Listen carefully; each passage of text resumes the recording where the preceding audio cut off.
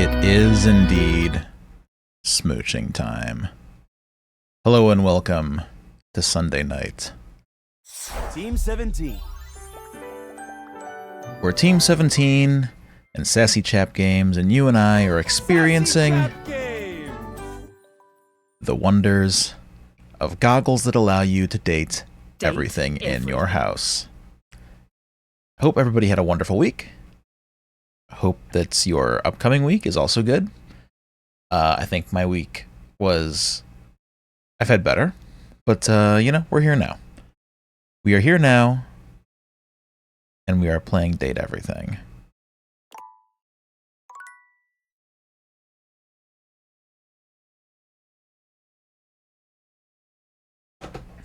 When do you date Rick Scat? I mean, when they call me for Date Everything too.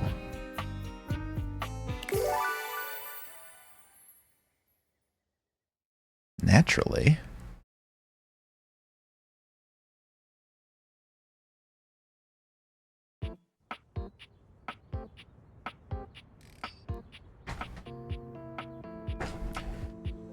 Hello, hello, hello. Kura, David, Cyver, Suha. Welcome to the stream. Date Everything Retro Edition.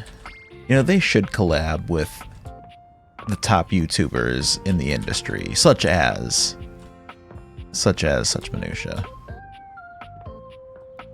Let's get David and Suha on the big screen. Okay, so we are on Sunday. Let me get my bearings here. My brain immediately goes into this is an adventure game mode. Well, let's start our day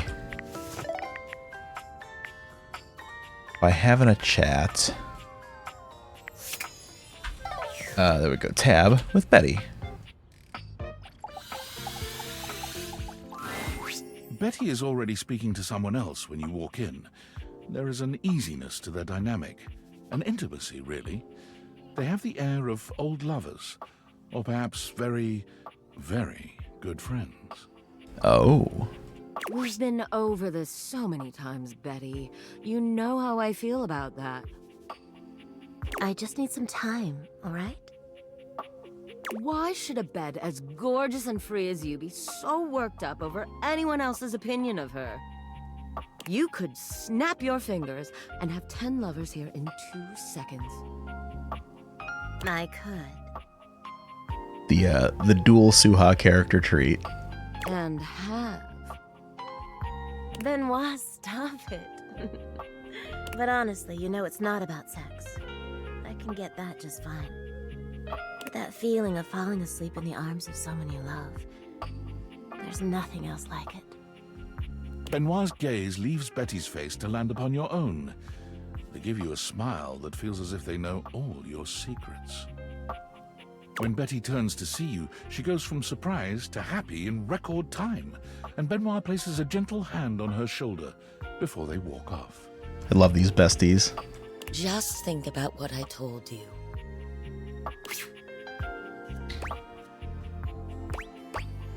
You better not be banging people in my bed, please. What did you call it, Suha? A hate everything run? No, that will not be happening here. Let's find out more. What was that all about? Oh, I was just talking to Benoit. Benoit and I are just very good friends. With benefits, of course. Sounded like you were lonely. Well, sure, though, gosh. I wish you hadn't heard that. It's just a really specific sort of loneliness, you know? I'm sure you didn't come here just to hear tales of my sex life. What can I do for you, honey? Did you want to relax? Maybe take a nap? I was hoping to get to know you better, actually. Get to know me better? That's what I said, baby. Why? You're hot. Why not? Shouldn't I know the person I'm sleeping with every night? Oh, I don't know. It can be hot to sleep with someone you know nothing about. And of course, some people fear intimacy. And getting to know people is a step on the road to intimacy. Well, you know what I am, what I do. You know I'm a free spirit. What else can I tell you about me? Tell me what's keeping you up at night. Tell me what you did before you met me. Tell me what you do in your spare time. Tell me what's keeping you up at night. Oh gosh, why did it have to be that question? It's all so silly, you know. She sighs wistfully, looking somewhere past you. Sometimes it feels as if those sorts of relationships are only for books, you know. But I can never quite seem to get there. Perhaps I've been standing in my own way. That's it. That's all. Just loneliness. Well, why don't you date then? Why not just confess it to whoever you're so into? That's it. Just get over it. Well, why not just confess? Come clean. Haven't you ever been afraid of ruining a good thing? I'm just not ready yet. There's an undercurrent of sadness in Betty's eyes, something much bigger weighing on her that she seems uninterested in divulging. Aw, poor Betty. Oh, it's almost time for book club, if you'll excuse me.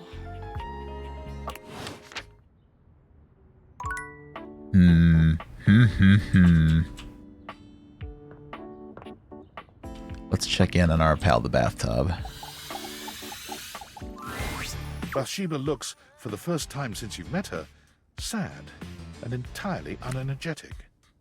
God, this off-brand Britney Spears again. This is so good. I cannot say enough good things about the OST in this game.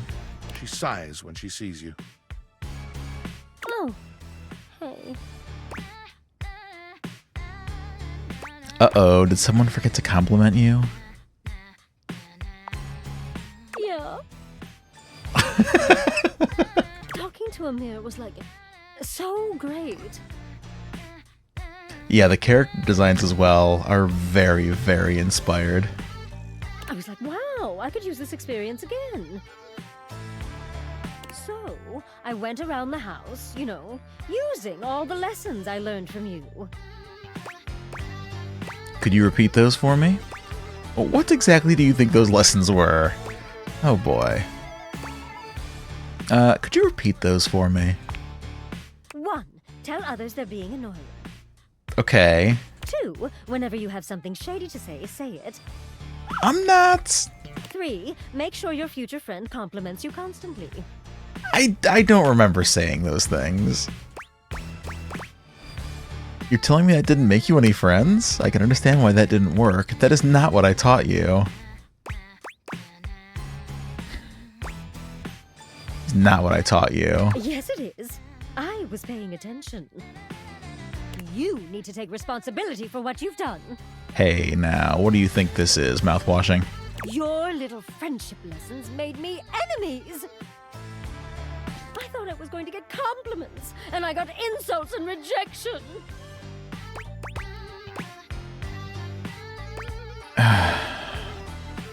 Maybe you need to try a different approach. Like what? Humility? I love the shower pouring rain on her when she's sad. No one would ever ask a princess to be humble. It's not in me. I don't get it.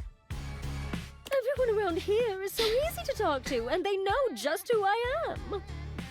Well, most everyone is. I wasn't expecting the rest of the house to be so mean. Aww. You can't control what others think of you. Don't make it your problem. I don't know how to do that. I wish I could, but I don't know how. Look, Unless you've got some good tea for me. Or you're gonna tell me how pretty I am. I just want to be alone.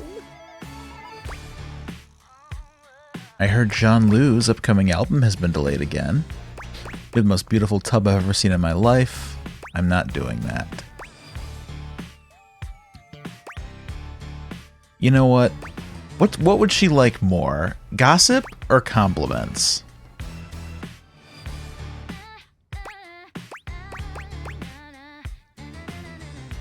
I'm gonna give her a compliment. Oh, that is pretty good. But I'm still sad. I just need a little time for me, okay? Let's talk later. Okay, that's fair. All right, let's see. Oh, the triangle.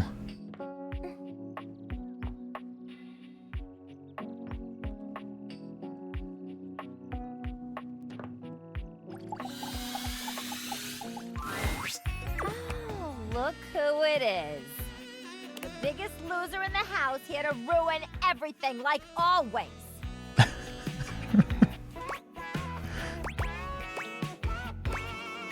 I know you aren't calling me a loser. I am, and I did, baby. I've never met anybody who sucks as bad as you, and nothing you gotta say is gonna change that. So scram, and stay scrammed, square. Beat it. I love her so much. Tina. Just beat it. Oh no! Oh no! Oh, boring. Oh no! We finished our first path and it was hate.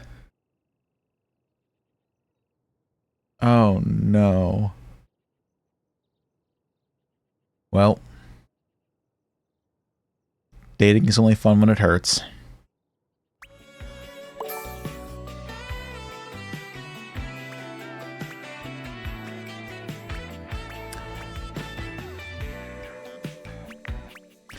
I was too nice. Didn't like the drama, mama? I love it when it gets fiery. Dancing on that knife's edge of hatred all the time. Oh, who is this? Too bad for you, you fell off. A well-dressed figure saunters into the room, tossing his locks over one shoulder as he shoots you a look that makes you shiver. There's an aura of danger about him, as if he delights in the misfortune of others and is eagerly anticipating yours. Oh, I needed to go all in. Ah, okay. Okay. Well, well, well. Wait. Get the fuck out of here. I can't Ah, believe Bill it. Butts. You really did it. Did what? Got dumped? Yep. It's a wonderful feeling. Not really. Oh, cheer up. It'll get better. Who are you? What's your deal? Who are you and what's your deal? You know what? 2 for 1. He places a hand on his hip, giving you a knowing look. I'm a hot topic. Surprised you haven't heard about me already. I'm Regina Rejection. Aha. But you can call me Reggie.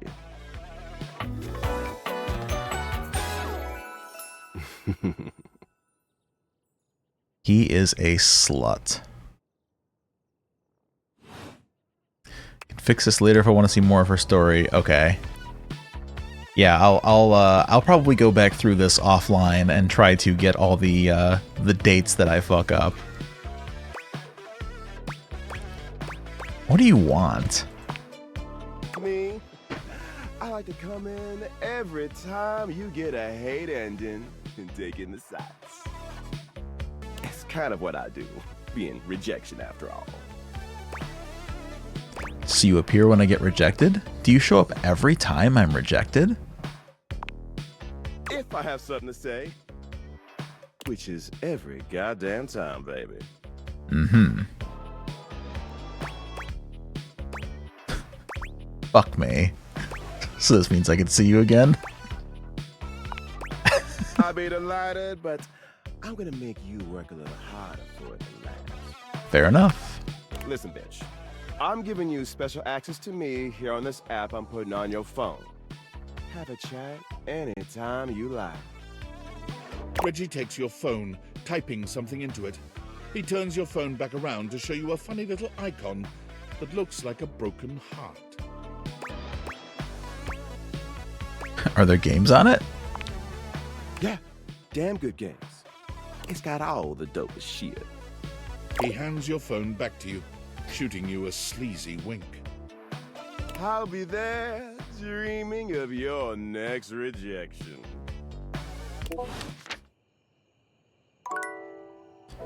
All right, Reggie. Let's see.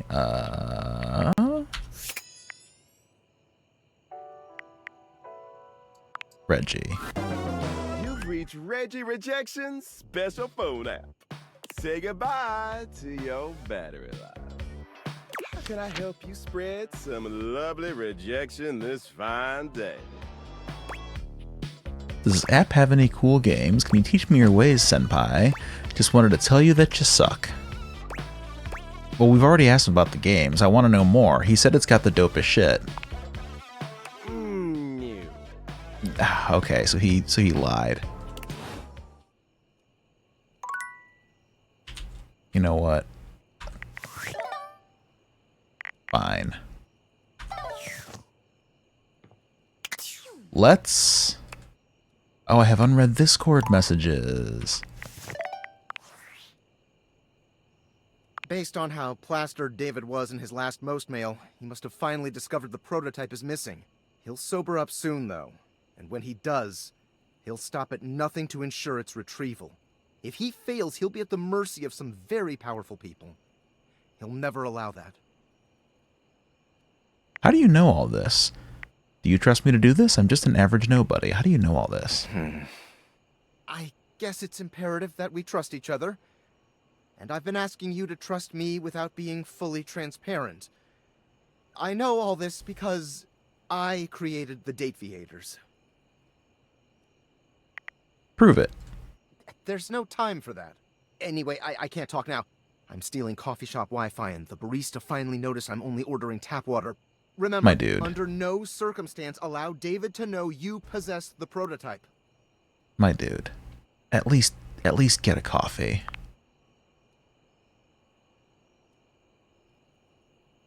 Oh, there's my button. Okay.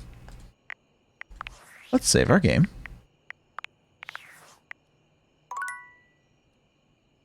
And go to bed.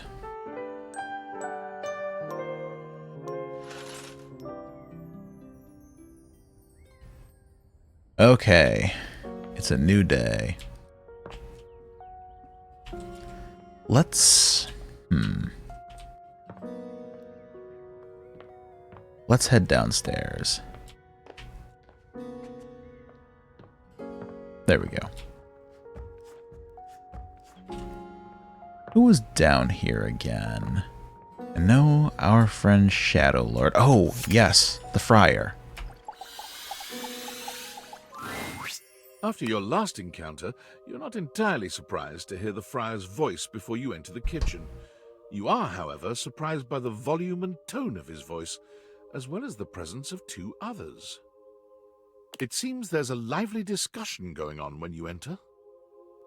There is no reason to raise your voices. We can speak like civilized devices.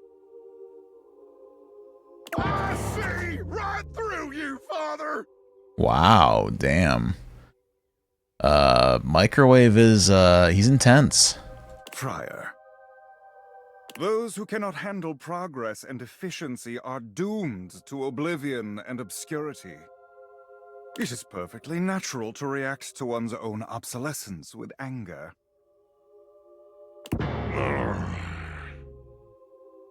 You do your best to be quiet, but the moment your foot makes contact with the kitchen floor, 3 heads whip around to look at you. You! Yes, you! Come here! Adding another to your ranks will not help your cause. Will you shut your goddamn fry hole for just 1 second? We're obviously not going to settle this going around in circles like we've been. So, you're just in time. In time for what? Oh no, don't get me involved in this. I agree with whatever Friar Errol said.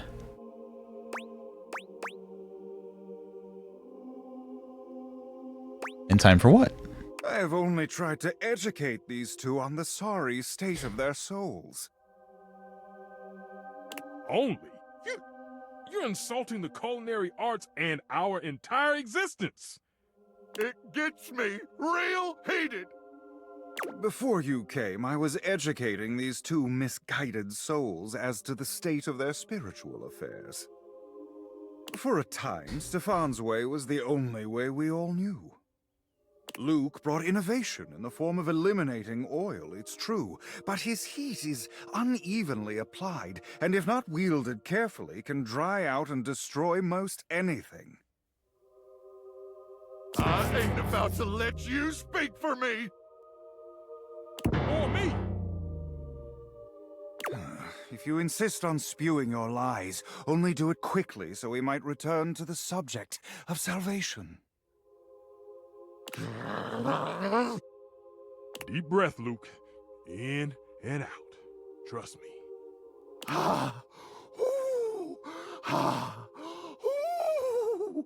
Is his name going to be Luke Nukem? Is that going to be the joke? Oh, there you are. Beautiful. Just like that. I'm gonna go first, so I don't lose my goddamn cool and forget what I was gonna say. Sure, buddy. Go ahead. Look, microwaves a real versatile tool. Time was you couldn't enjoy a meal without wasting away over a hot stove. No offense, Stefan. Some taken, but go on. I revolutionized things. Housewives in the 70s could feed their families without so much hullabaloo. I can handle anything. You want it, you got it. Baking a potato, I got it. Boiling water, oh, I got that too. Nuking some dino nuggets or pizza rolls, I'm your microwave. Literally all the things you listed taste better in the oven, though. I gotta admit, you've saved my bacon many times over the years when I was tired. Except for boiling water, the air fryer does all that faster and cleaner. Damn.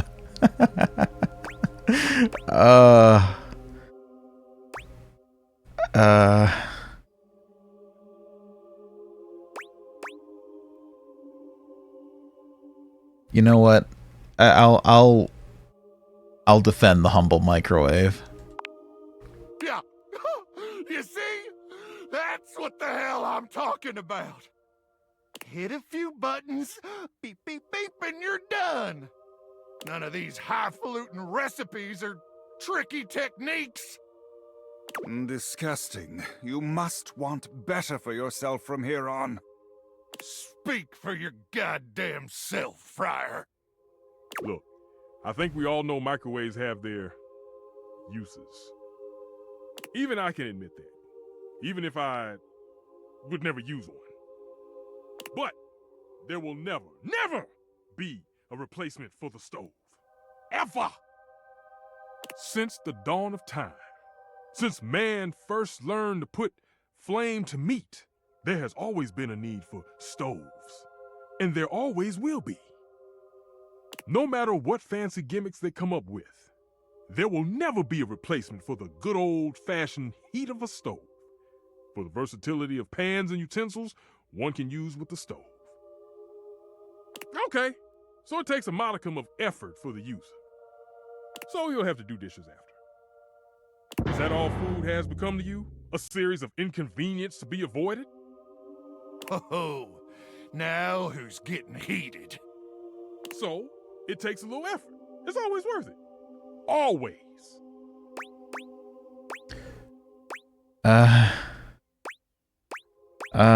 You know what? The air fryer makes restaurant quality food without effort, though. Sounds like such a shitty thing to say. I'm gonna say it. Restaurant quality? Maybe if that restaurant is Burger Thing or Taco Spell, but even that would be a stretch. Now, there is no need to descend to such personal insults. Simply accept that you are incorrect and obsolete.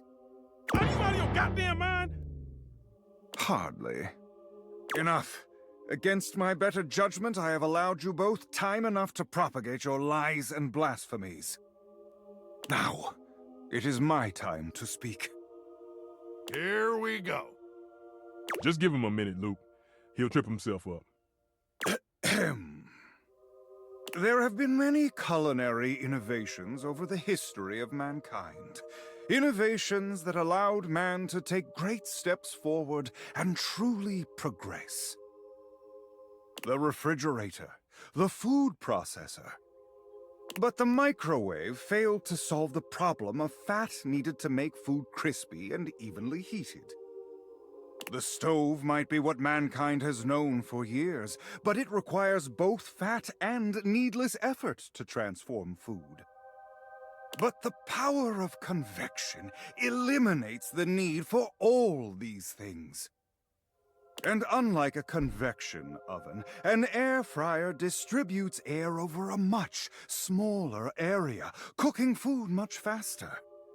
Those dinosaur nuggets Mr. Nukem professes to make so well, I can make them better.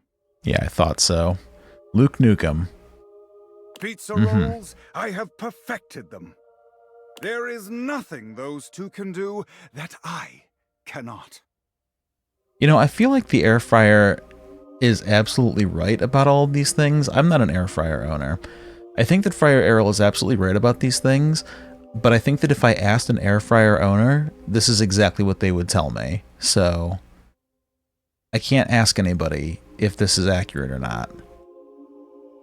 Damn lies! You seriously believe this? This bullshit?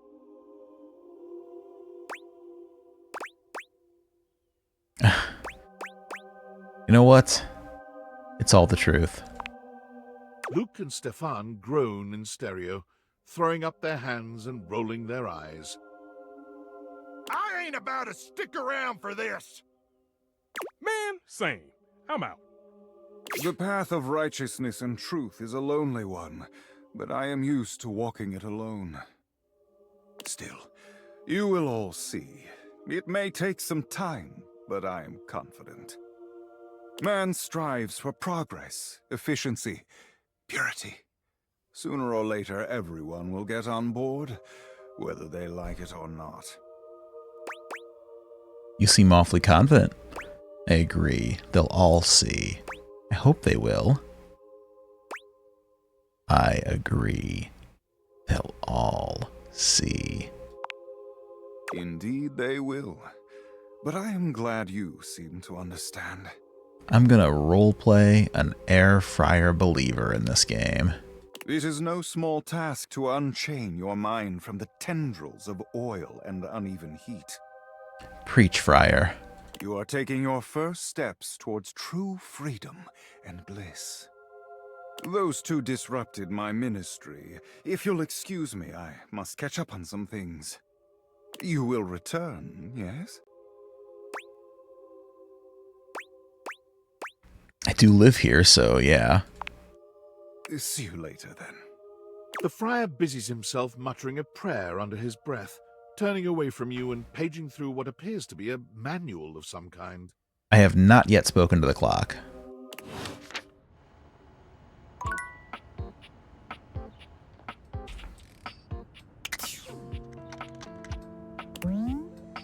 You ever seen those clocks shaped like fried eggs? This clock isn't as cute. I don't know about that. Let's talk to the clock. You see a slim, dainty gentleman in a well-tailored suit. He's absorbed in the ticking of a fancy pocket watch, but it's the feline ears on his head that most catch your attention. A tail sprouts from just above his backside, moving back and forth in time with the watch. Who is this tick-tock twink? Tick, tick, tick. Tock, tock, tock? Don't. Do not taint the perfection of the clock with your disgusting imitation. Why have you come? I don't see interruption to meditations on the beauty of time on the schedule. Schedule? That's grounds for hatred right there.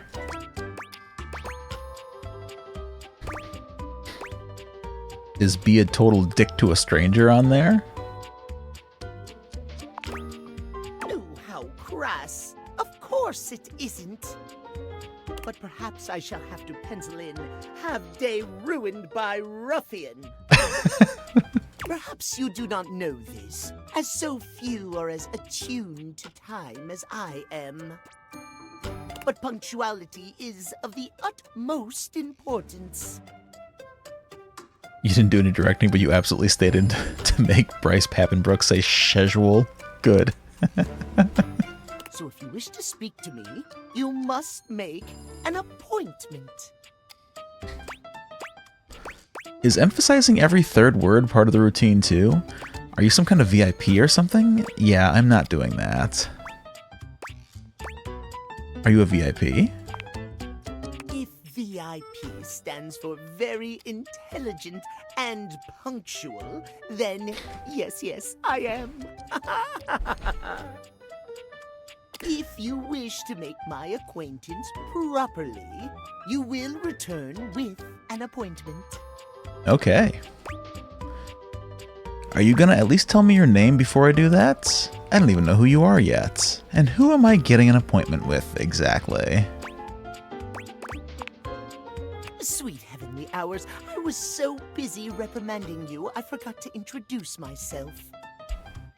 Not that you didn't deserve it for breaking from the schedule, but it is no excuse. There it is again. Timothy Timepiece, at your service. Timothy Timepiece. That is the twinkiest name I've ever heard in my entire life. Timeliness.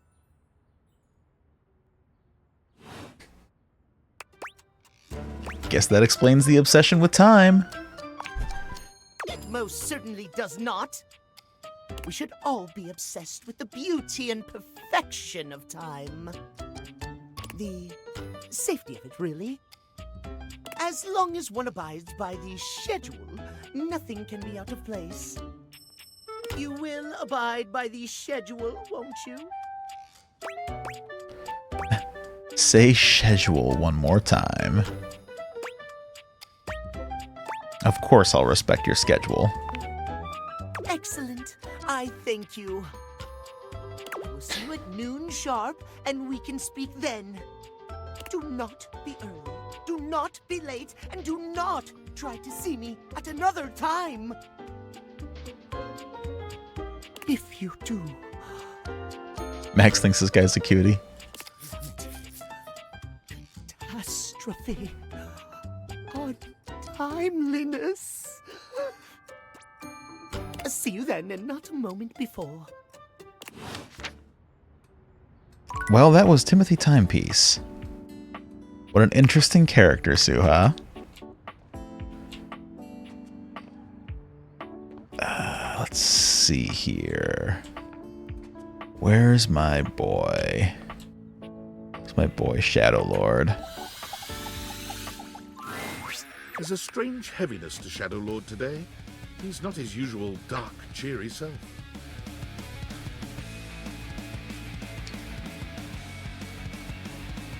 I don't know if I'm able to go back. Is she on her way in, Suha?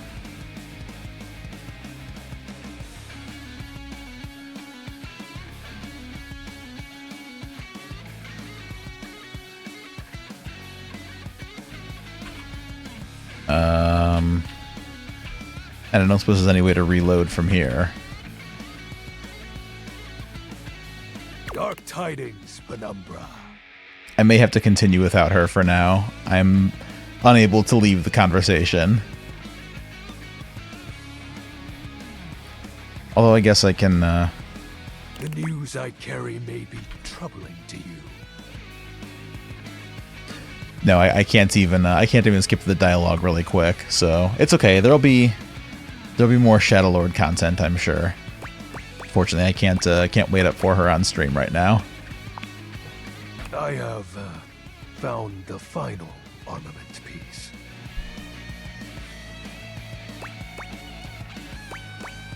That's great. You don't sound happy.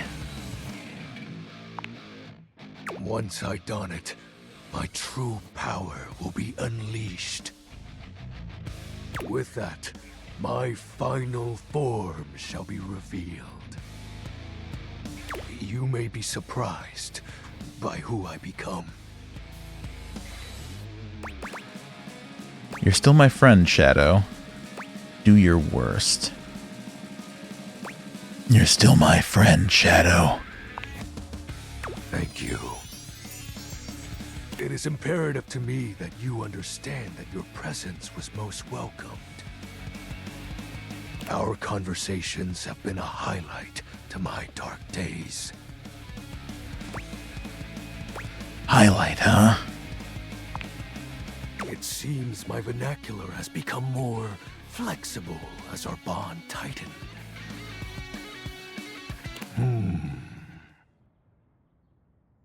Shadowlord bows his head, falling silent for a few moments before he begins his incantation. The die is cast. Let us begin. The whispers of the void, heed my call. Bend to my will and reforge my soul. Let darkness incarnate reign supreme once more! Shadowlord vanishes from your view with a flash of black smoke. Whoa. The Shadowlord you once knew is gone, replaced by what appears to be... It is complete.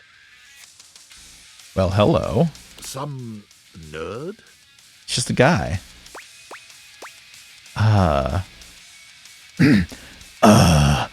Shadow. As I suspected, you wouldn't recognize my form as it is now. It's me. It's me. XXX Shadowlord 420 XXX. But my real name is Skips. Your name is Skips. Honestly, that sounds pretty cool. I thought you wouldn't take me seriously if I appeared to you like this. If you have any questions, ask.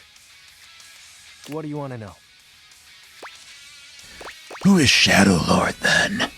Who is Skips? Who was Lunar Knight? So was the Great Cataclysm a lie?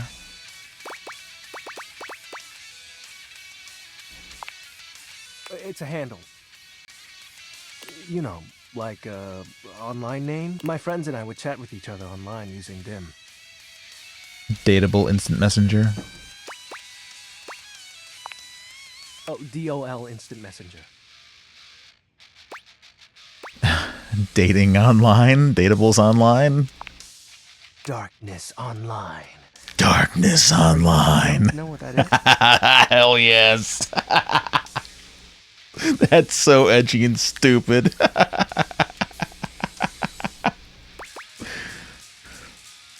So, your shadowy gatherings were all just online chat rooms?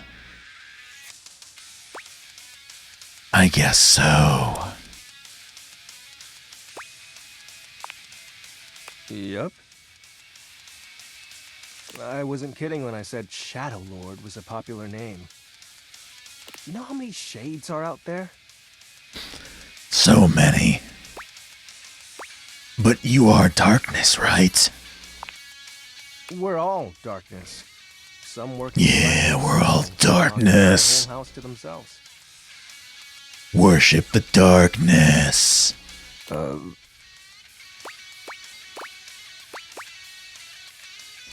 is Skips? That's my real name. Skips Shadley. So this is the real you? Yep. Told you you'd hate it. I didn't say that. I'm not actually the Lord of all shadows. Whoa, what? I noticed. My friends and I love role-playing, so we made characters to chat as. And the armaments? Not real. But wasn't it nice feeling like you were making progress? What was the point of the rituals then? I was excited to talk to someone again. Oh. I'm gonna cry. This is so cute. Oh. Sorry. So shadow beings just hang out in the dark and chat online? All shadows are imitations of something, or someone. For me, it's this globe I found. When I joined with it, I thought it would help me take over the world. Alright, man, not gonna lie, it's pretty naive. Who was Lunar Knight? His name was Benji. Is Benji. He's the one who invited me to the group. The group? The chat room. He was really encouraging with everyone's roleplay. Especially mine. Did you ever meet in real life? Do you miss him? I think I miss our time together more so than him. Does that make sense? I hope wherever he is, he's happy. It's very mature of you. He probably misses you too. Skips is Adrian? No, Skips is way cooler than Adrian.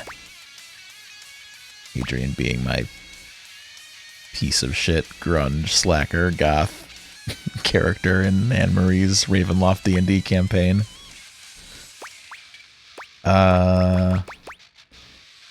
It's very mature of you. Yeah, well, I've had a lot of time to think about it. I still get bummed out, though, but that's just my mind taking negative nosedives every now and then. I hear ya. I figured you would. Yeah, I said that I do. So, the Great Cataclysm, a lie. Well, that was actually the most accurate thing I've said. You had a rift with your friends. It was slow and sudden at the same time. Maybe it was happening the whole time, but I didn't notice. But it doesn't matter. The fact is, my friends all stopped hanging out with me. You can tell Max this is the darkness inside us all. Well, we just grew apart. That's life. Probably because you got older. How do you accept that your friends aren't your friends anymore? Buddy, I have a lot of personal experience here. Sometimes shit just happens. Question for another time. I think I get it now. So, are you mad at me? No. Cool. Do you still want to hang out with me? No. Of course. Well, that makes me happy. So, what do you want to do? We can do whatever. Chat, play hangman, chill. After all, we don't have to worry about time anymore. Why's that? Well, because I'm going to turn you into a shadow. I'm sorry, what? Now that I'm up to full power, I can reconfigure you. That way, we'll be together forever. I thought the armor thing was made up. You can't just turn me into darkness.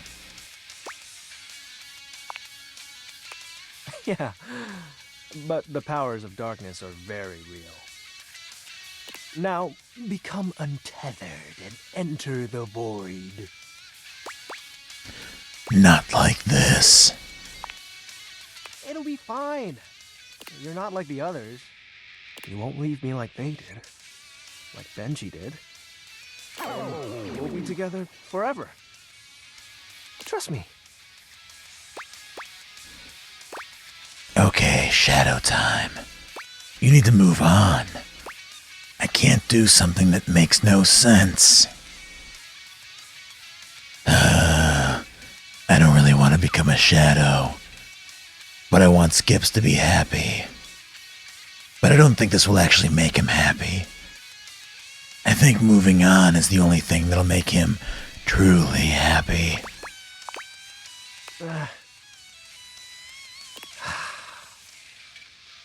It's been so lonely.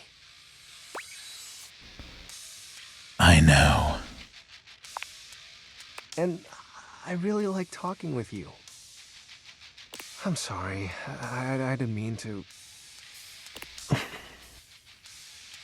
Do you think we'll drift apart one day? It's possible, but I hope not. Yeah, me too. I'd like to be alone right now, if that's okay. I have a lot to think about. See ya. Damn.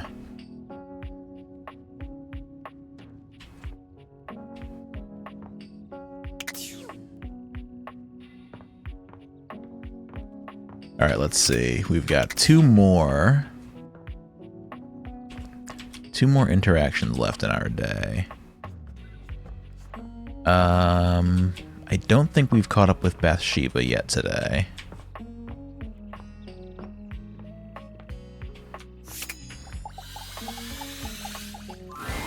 Bathsheba is back to her usual happiness, greeting you with a peppy little wave.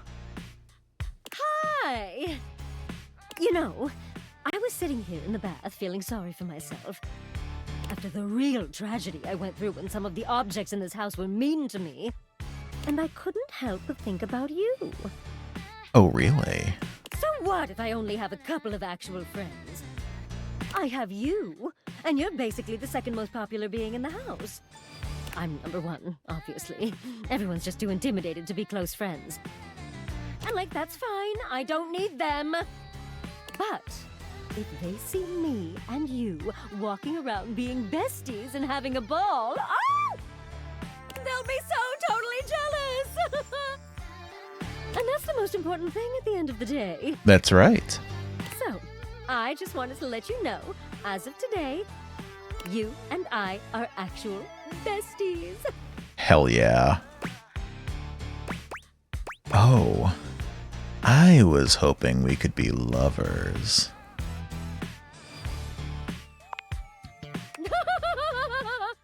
Lovers! Me and you! Listen, I had to shoot my shot. She lets out a loud, cackling laugh. Oh my god, that is so cute. No. Just besties. I'm not even gonna touch all that. Oh, you are so adorable, though. Oh my god! Alright, time to take this best friendship on the road. She threads her arm through yours, leading you out of the bathroom. Let's go make everyone jealous.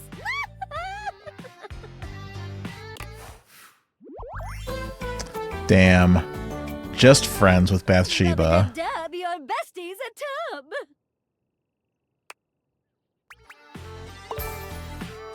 Okay. Well, I'm more charming now. People like being around me.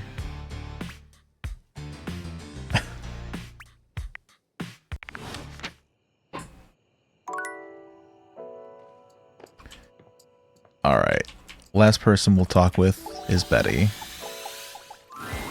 There's a supernatural darkness around your bed when you enter. A strange void that makes you feel slightly uneasy. This appears to be a living nightmare. There's almost no other way to phrase it. You really don't think you could do it? Is that really something you want? Oh, hello. It would be fun for me, but I don't think it's really your thing. You know, sex and horror have always gone hand in hand. It's not the worst idea, is it? Well, yeah, of course. But you've watched me work. And you never really seemed all that into it. I love this track. Oh, I didn't? What was it you said? Oh, yeah. It was, oh God, why are you doing that? Is that really necessary? Now that's just excessive. I remember it differently. You weren't even watching. You were looking through the cracks of your fingers. Give it up, Betty. My work is not for you, and that's all right. Nightmare's gaze falls to you then, and you feel a shiver run down your spine. Boo. Nightmare dissipates, but the air of dread that accompanies her takes a little while to clear. Betty sighs, her shoulders slumping. Oh, guess I should have seen that coming. Seen what coming? Were you trying to have nightmares? What the hell was that about? Well, maybe. I just thought maybe if I had nightmares... I mean, I already sleep poorly. But maybe in a nightmare I could find some small moments of joy with my beloved. Nightmare doesn't usually take requests, but since we're such good friends, I figured maybe she'd give me a sexy nightmare. What the hell is a sexy nightmare? Is that even possible? I love the sound of that. Me too. Okay, see how this strikes you. I'm being hunted by some unseen monster or being. My heart is racing. My knees are weak. I'm stumbling and tripping as I go. I fall, and I close my eyes knowing the end is coming. But I don't die. I turn to see my beloved standing over me, a bloody knife in their hand. I'm saved, and I thank my rescuer in the only way I know how. A toe-curling kiss. But then, I'm on my back again, and my beloved's hand wraps around my neck. I can't breathe. I can't cry out. I can't make a sound.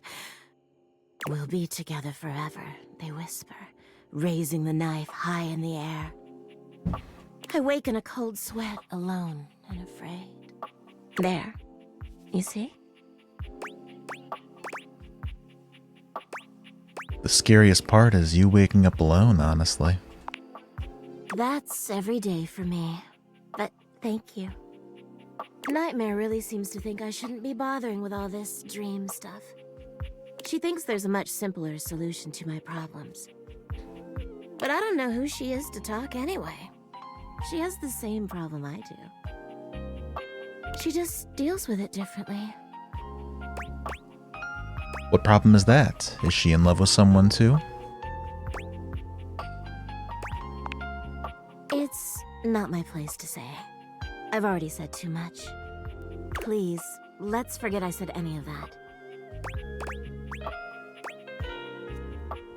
Consider it done. Thank you so much. I'm already having trouble sleeping. I don't need betraying a friend's trust on my conscience.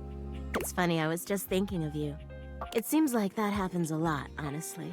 I think of you, and here you are. It's a shame I can't seem to manage that at night.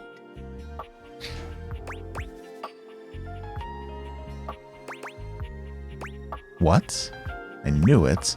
I literally sleep on you every night. Guess there's no point in hiding it now. You're the one I've hoped to see in my dreams. Wait, what? My beloved. The one who tortures me with your proximity. What? I'm shocked. Wow, stunned. Never saw it coming. My presence is torture? Wow, thanks. What? Please, don't pretend to be surprised. For years, it's been just you and I here. And I've had to watch you sleep with that angelic look on your face. When I was at the warehouse, I never had this problem. But the day I was delivered to you, you laid down. And I knew right away I was in trouble. Damn. I never slept so well before you. You don't know what it means to me to hear that from you. It's what I was made for, you know? I've had my share of partners over the years. I'm a free bed, you know. But I'm at my best when I'm in love. And since the day I became yours, I haven't had a good night's sleep. I know it's a lot to lay at your feet, especially knowing we have to sleep together night after night. But I don't know if I can keep this to myself any longer. I know it's a lot to digest, so please, take some time to think about it. I'll give you some space to sleep tonight, and we can talk tomorrow. All right? I already have my answer. Please, just give yourself the night. Even if you think you know what you'll say. And sleep well tonight.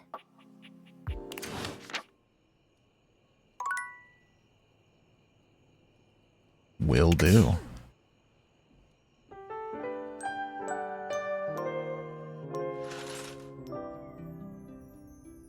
Okay, it is now Tuesday. You know, it's been a little bit since we checked in on Benoit.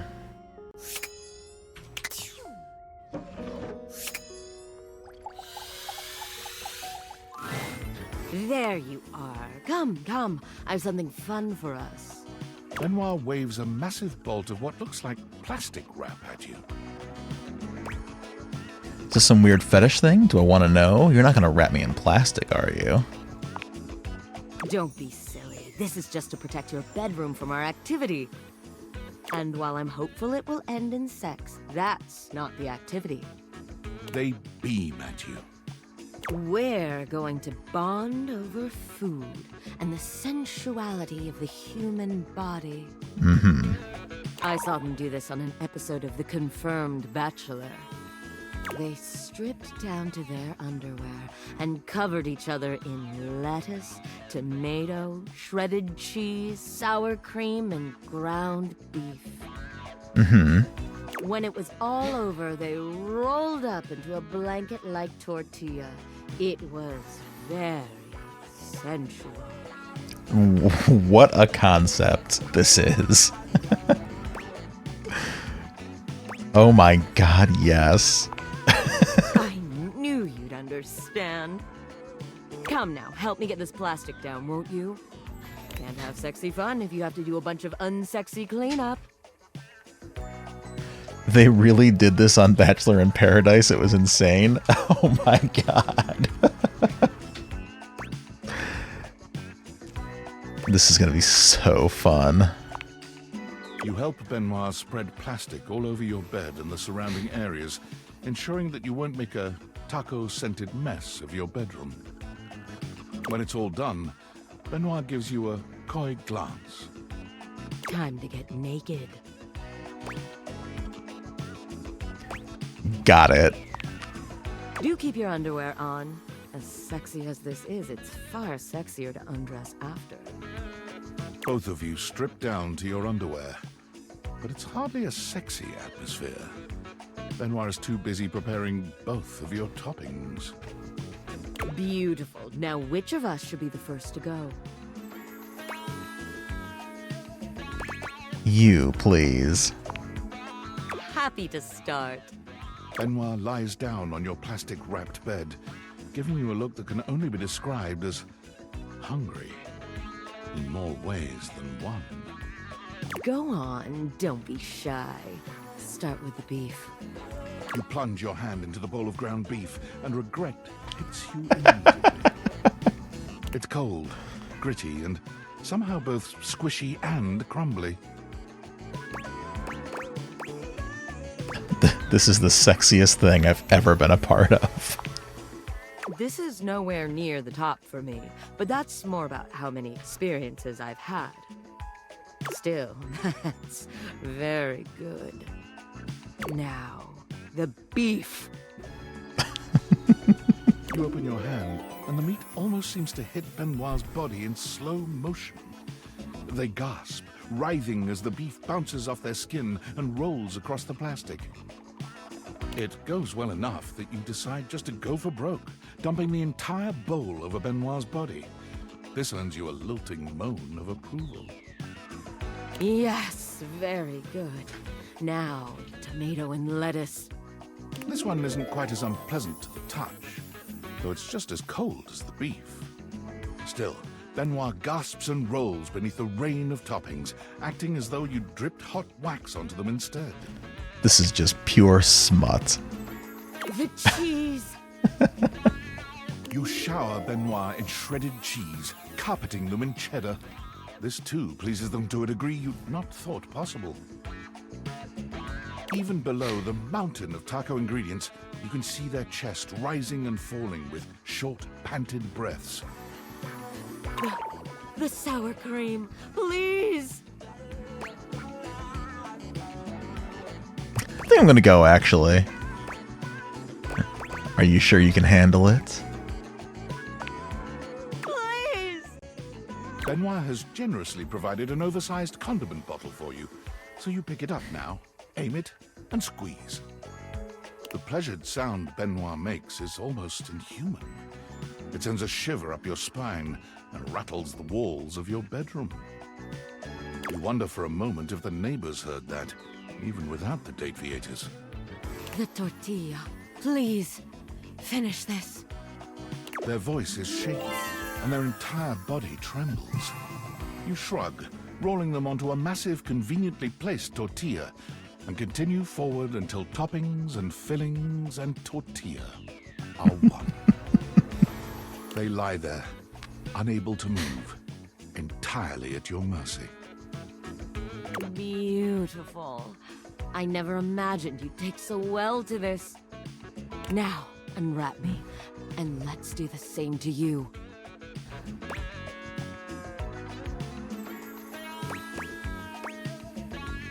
I think this is good enough for me. If this is enough for me, honestly, I'm good, or I think you should just stay like that, honestly. Bye.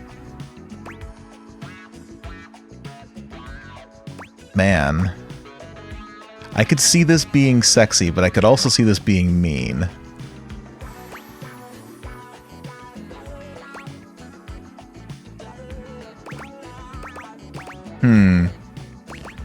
Indecision. I don't want to fuck this up.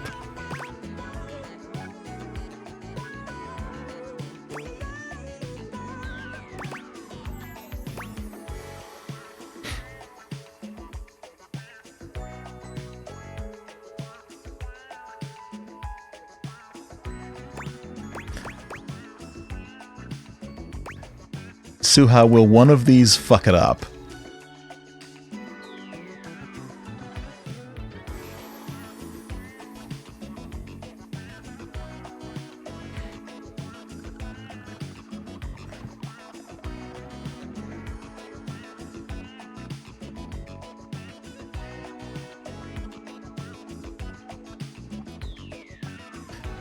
Not all the way, but one is mean.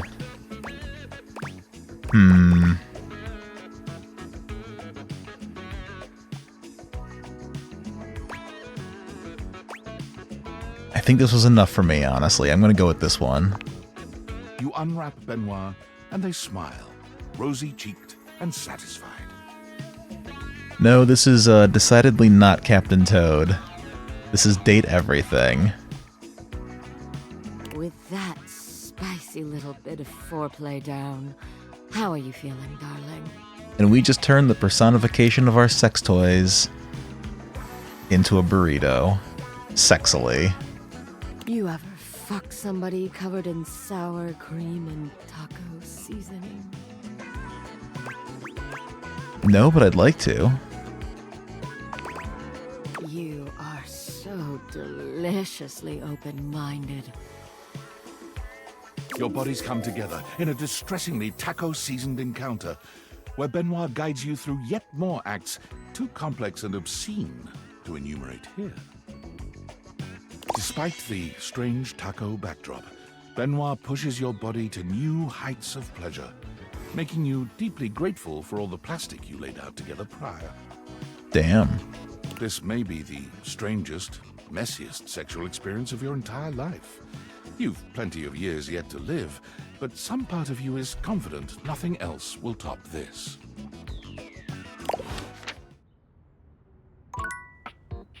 All right. Leisure Suit Larry could never. Could never. All right, well, let's see. We've wrapped up Bathsheba, unfortunately. Let's come back downstairs again. Catch up with the friar. You. I have been waiting for you. Me? Why? Uh-oh. You. I am working on outreach plans for the church. Every time I try to ask around the house about sinners in need of saving, I am insulted, turned away, or even shunned. And I am used to this, as preaching the truth is a truly thankless job. But I cannot do my job without some modicum of help. Sounds like a skill issue to me. What can I do to help you? How could they treat you so poorly? All you're doing is helping. Most reject his message. They hate me because I told them the truth. I can't believe you put a fucking chick tract in here.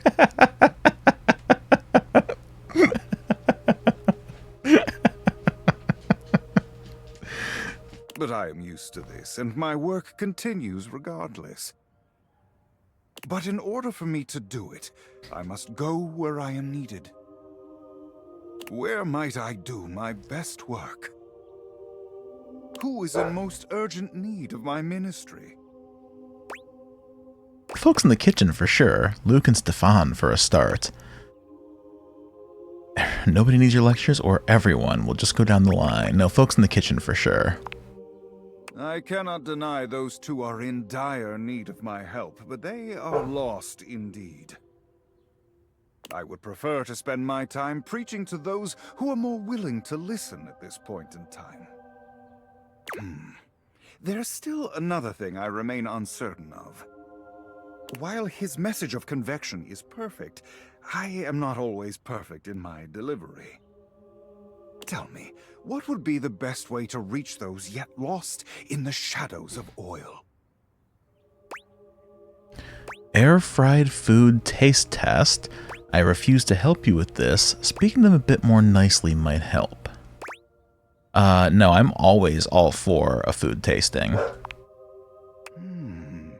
Yes, that's it. They may argue all day about principle, but they cannot deny the truth of an air-fried French fry in their mouths. Warm, crispy, convenient. 1 second. Doop, doop, doop, doop, doop. Okay. Yes. Yes, very good. I must return to my duties shortly, but before you go... He hands you a pamphlet of some sort. The scriptures. What's this? Oh God. I don't really think... What's this? It is a pamphlet with recipes for use with an air fryer. Scripture. If you do not wish to do the work, it will do it for you. Merely leave these lying around the house in plain view. Curiosity will do the rest. I love these praying hands holding a fork.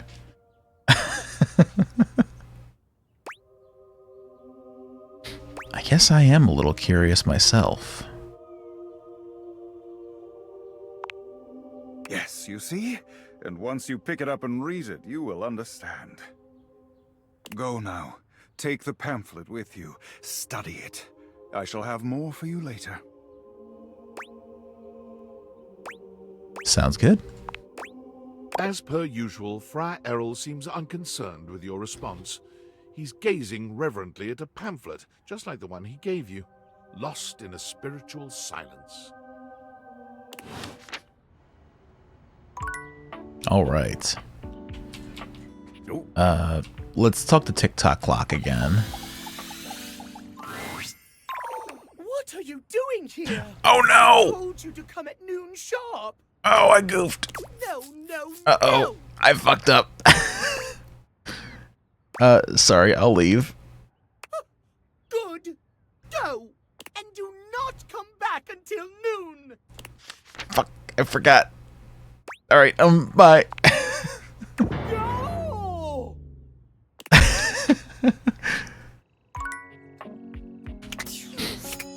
Okay, won't make that mistake again. Let's see, I do still want to talk to Betty one more time. I need to finish up Shadow Lord as well.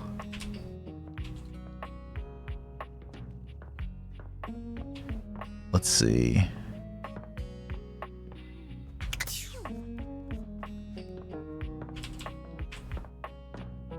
I should have stayed.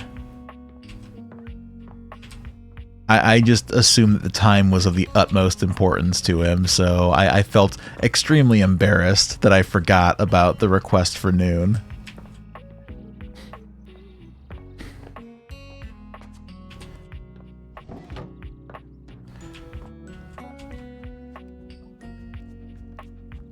Okay. Let's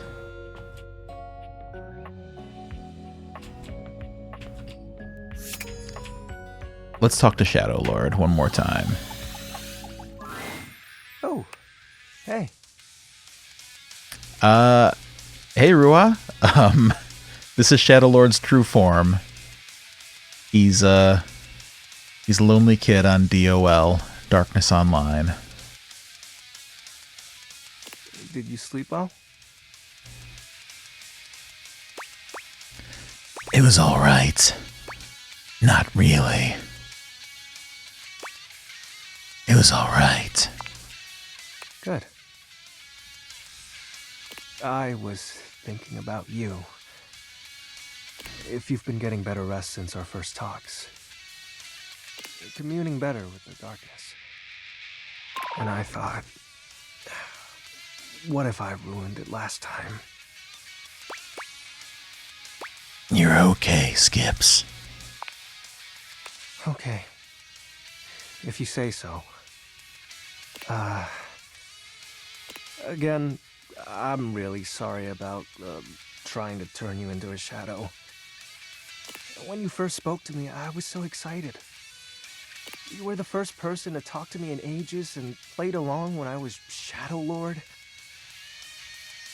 And when I thought about how painful it was losing Benji and everyone, I didn't want to lose you too. That won't happen. Thank you. But I realized something. My biggest fear has always been time. Time spent with those I cherish, and time taking that away. But I shouldn't be afraid of time. I should be celebrating it. Yes, there's so much out there. Yes. I will always miss the old days, but I've got so much more to look forward to. I shouldn't be afraid to make new memories.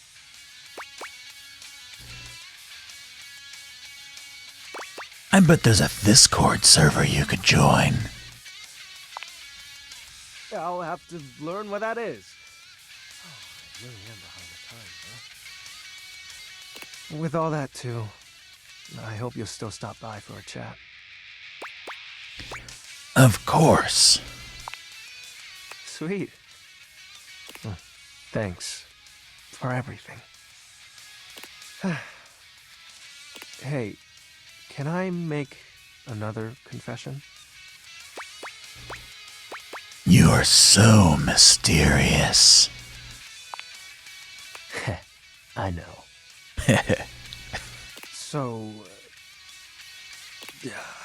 sorry, it's just, come on. What would XXX Shadow Lord 420XXX say? Huh? Oh. Although my dark core is frozen, I admit to growing fond of you by my side, Penumbra. Will you eclipse your heart over mine? I thought you'd never ask. Oh, sure. I did, though. You need not reciprocate right away. I'm ready for you, Skips. I don't know why, but I'm just so happy. It feels nice to get it off my chest. So, what now? Let's get you on Discord. Sounds exciting. Wait, what the hell? I think the name XXX Shadow Lord 420XXX is taken! Oh yeah, they just recently changed their whole naming structure, so now you have to have a unique name. It won't just end it with some numbers. It's really lame. Anyway, hang on, let me send you a friend request from my alt.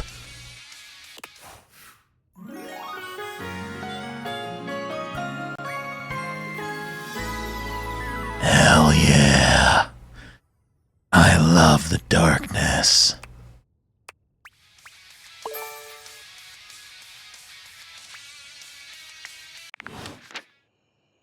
Fantastic.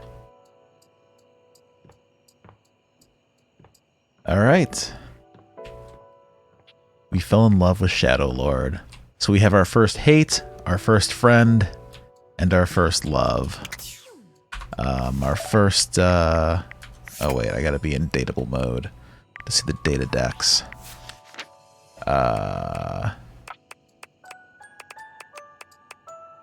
Tina, unfortunately, relationship status is hate.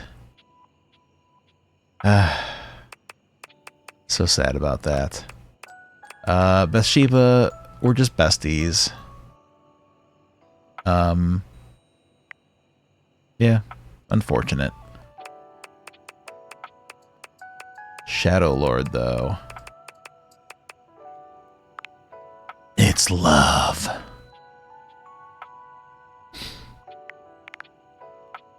Okay. Oh, we want that on. And let's have another chat with Betty. It feels strange to walk into your bedroom with so much tension in the air. After all, this is where you go to relax and recharge. But you told Betty you'd give her the day to consider her confession, and now she waits for you, seated at the bed like usual. You're struck by the realization that no matter what happens here, everything will change from here on out. Thank you for coming. I hope you got a good night's rest. It was hard without you close to me. Just the same as I always do. Let's just get down to it. It was hard without you close to me. Oh, thank you for saying so. I slept even worse than I normally do these days. I had too much on my mind. And there's too much at stake here. I suppose there's no point in beating around the bush here, is there? What do you think? Of me? Of the idea of us? Is there hope for us to be more than just two partners who sleep together every night?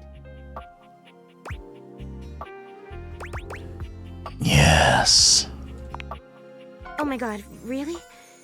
You really feel the same? I'm head over heels for you. I can't believe this is happening. I always thought this was a fantasy I'd take to the junkyard. If we sleep together every night, does this mean... What does this mean for us, you being my bed? Does this mean... Don't you worry your sweet little head about that. I don't expect you to sleep with me every night, or ever. And you being with me doesn't mean you can't be with others. I have my own fun, after all. Listen, I can be the darkness in Betty's nightmare if that's what she wants. I'm just so happy we can be together now. I honestly don't even know where to begin. I feel like I know you so well, but I want to get to know you better. And you must want to know me better. After all, I've only ever been a place for you to lay your head at night. You've never seen me for who I truly am until now. Tell me what you want from me, my love. All I want to do is make you happy. First things first, I really think we should go to bed. Just keep being your lovely self. Maybe we should have a date. Oh my god, please. I would love that more than anything. I know. Where shall we go?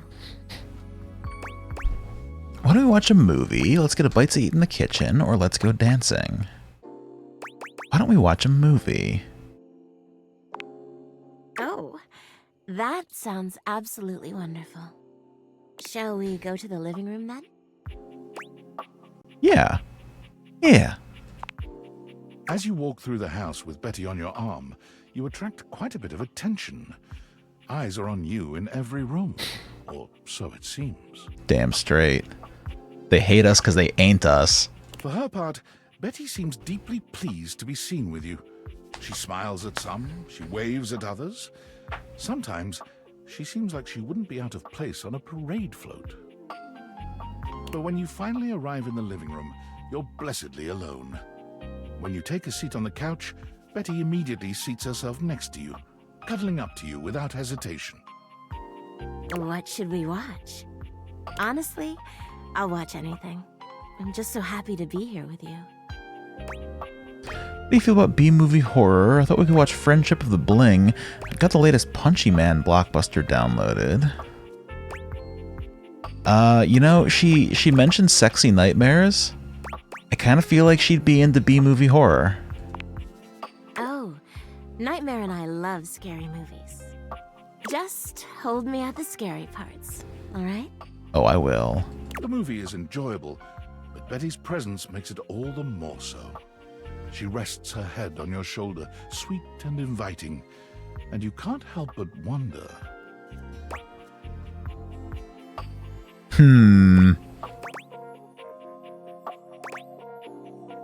Invite her upstairs. Cuddle seems like a friend. Kiss could be construed as a friend. There's only one way that this one ends. What's on your mind? Do you want to get out of here? Oh my god, I thought you'd never ask. You and Betty make your way upstairs, hand in hand, giggling like teenagers. You've slept on Betty for years, but never truly slept with her. Tonight is a night of firsts. Hell yeah. Fuck the bed. After tonight, you'll never look at your bed the same way. Your room becomes a tangle of sheets, of bodies twisted into new and exciting positions. When you finally do go to bed, you sleep better than you can ever recall. Betty's soft warmth surrounding you, even in your dreams. Man, now I kinda wanna go to bed. This truly feels like the start of something beautiful. Hell yeah, another love. Aren't you just a dream come true? Man, I know how to handle all the nice guys. It's all the bad boys that I seem to be fucking it up with. I guess I'm just not that exciting a person. Okay, well, it is now time for actual bed. And by actual bed, I mean in-game actual bed. And it is now Thursday morning. Or is it Wednesday morning? Okay, it's Wednesday morning.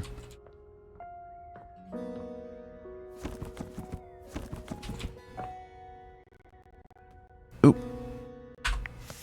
Wait. My audio got messed up. Let me fix this.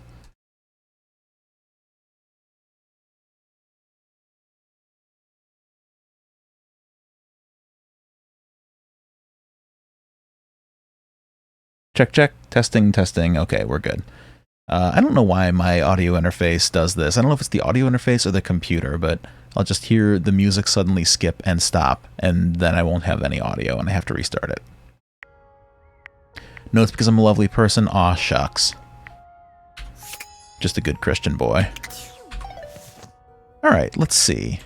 So now that we had that heartfelt love scene,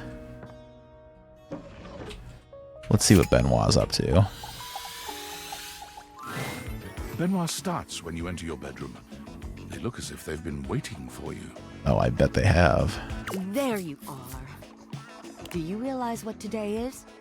Is it Fuck's Day?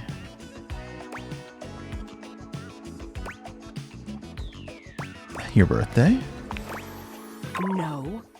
It's the anniversary of the day we met. Or should I say, the anniversary of the day you pulled me out of several boxes, and you and all your friends laughed and laughed. Oh, that's right. Sorry, Benoit. Thank you. Why do you think I've been so desperate for you to see me as the sexual powerhouse I really am? I thought perhaps you'd remember our anniversary coming up. That you'd take this opportunity to rectify the indignity of our first meeting. Clearly, I can't count on you to do this yourself. Oh, no.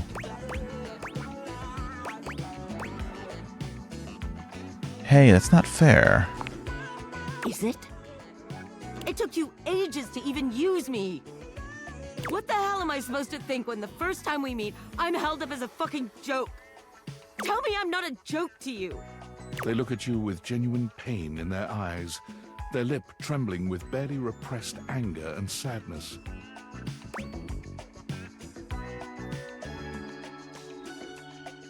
You're not a joke to me, Benoit. Thank you. They turn away from you, wiping at their eyes.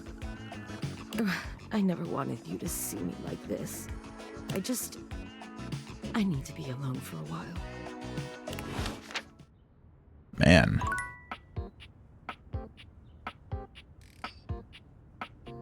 Okay, I am assuming it is now noon. The sun is in the sky. Let's talk to Ticker Tockerson, or whatever his name was.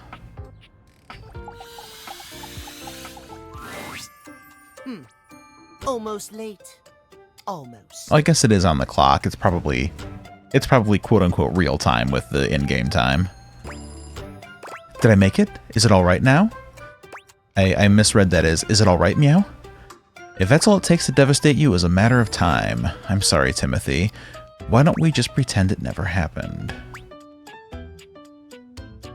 I'm sorry, Timothy. Thank you. Oh, if I had decided to stay, I was in such a rush to make amends and pretend like I had never been there because I didn't want to piss him off. Tell me why you've sought me out. Aside from the pleasure of my absolutely sparkling wit and golden company. Well, I wanted to see your vest again. Is that not enough? I thought maybe I could get some advice from you. You seem like you have it together. Nobody is talking to you for your sparkling wit or golden company. I was hoping to get your advice on love and dating. Is that not enough? Oh, well, of course it is. I am just surprised. Few in this house can appreciate my timeliness, my specialized knowledge of time and timepieces alike. I am glad to hear you are not like the others. No, I'm not like most girls. What might we discuss then? My love life may be on hiatus, but as they say, a broken clock is right twice a day. Does that apply here? Timothy looks at you for a few moments, clearly expecting something.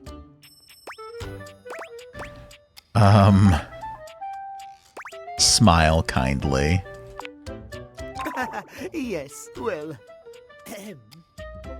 well, let us start with the most important thing.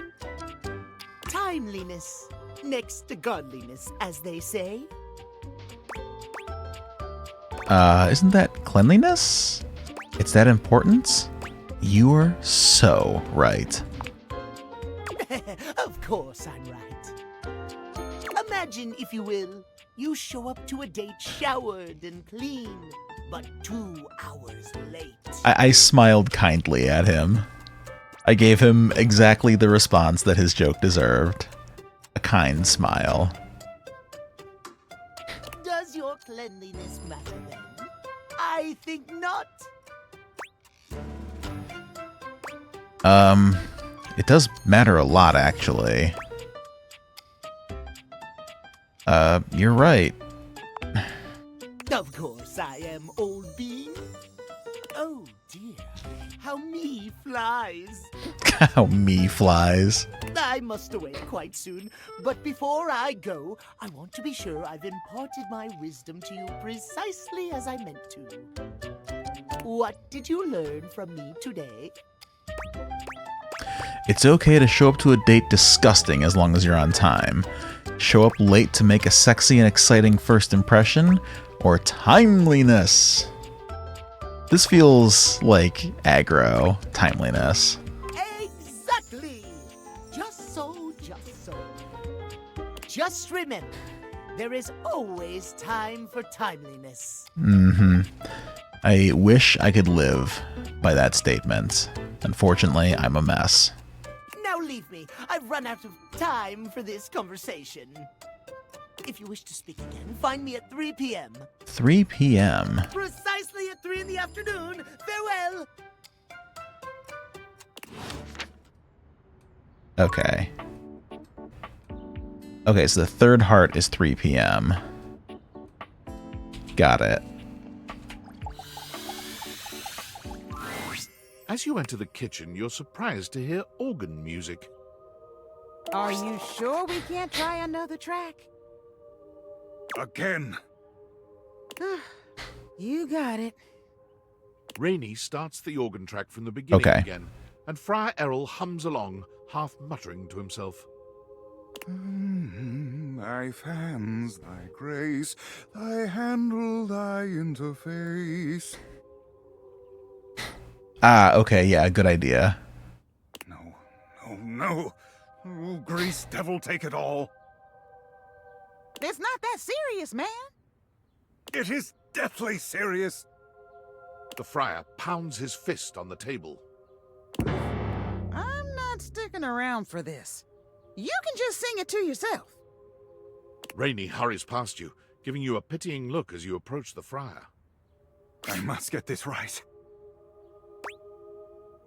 Get what right? Oh, it's you.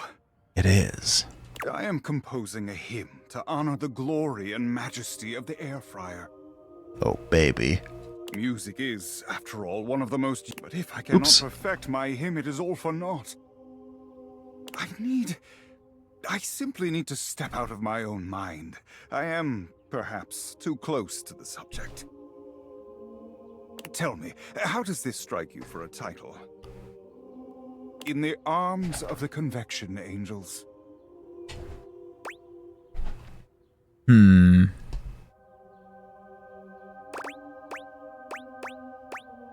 Too commercial, not holy enough. I see. Perhaps, hark the air fryer beeps. Much better. Yes, better indeed. Thank you. Now then, for the chorus. Should I extol the virtues of the friar's purity, its efficiency? Perhaps both. Or should I mention its affordability? Oh man, all of the above. Don't leave anything out. Talk about its superiority. You should talk about how annoying it is to clean. All of the above. Yes, I suppose there is room yet if I compose. And finally, Oops. for the Let's take my hand off the finale, mouse. Perhaps I should light a candle? No, too old-fashioned. Perhaps I will time it to incorporate the dignified beep of the friar. I'm so tired. I keep yawning, and I guess that the muscles in my finger just drop when I do, and I always click. Throw pizza rolls like confetti. Your audience will love it. Slam a microwave directly onto the kitchen floor. It'll be sick. Definitely the beep. The air fryer speaks for itself. Oh, man, I love pizza rolls. I do not love destroying other datables.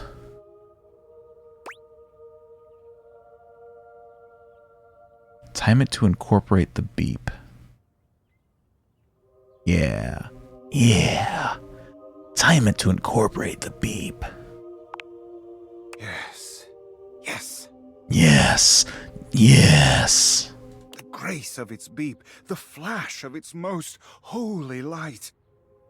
Yes, the beeping must be our grand finale. I've but one last thing to ask of you. Listen to this composition and tell me how it strikes you. All right, but I don't want to. Are you sure you should be? Yes, yes. Air fryer sickos.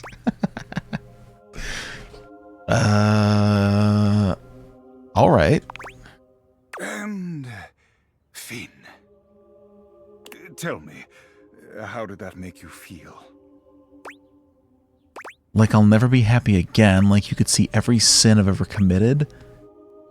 Inspired. I had hoped for more terrified and touched, but that will do for now. Here, I trust you. Hold on to the hymnal for now. Let it inspire beauty. I must track down Rainey at once. I need her backing, and she cannot hide from me forever. I shall have to perform it for you once it is truly complete, but until then, may you walk in the currents of convection. Yeah, I was gonna ask, because I was hoping that I was gonna, like, hear something, or at least get some guidance. Hard to just imagine something and then give him an answer based on that.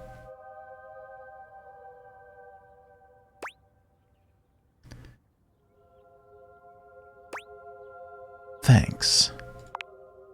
The friar sets off at a fast march, walking right past you, singing under his breath as he goes.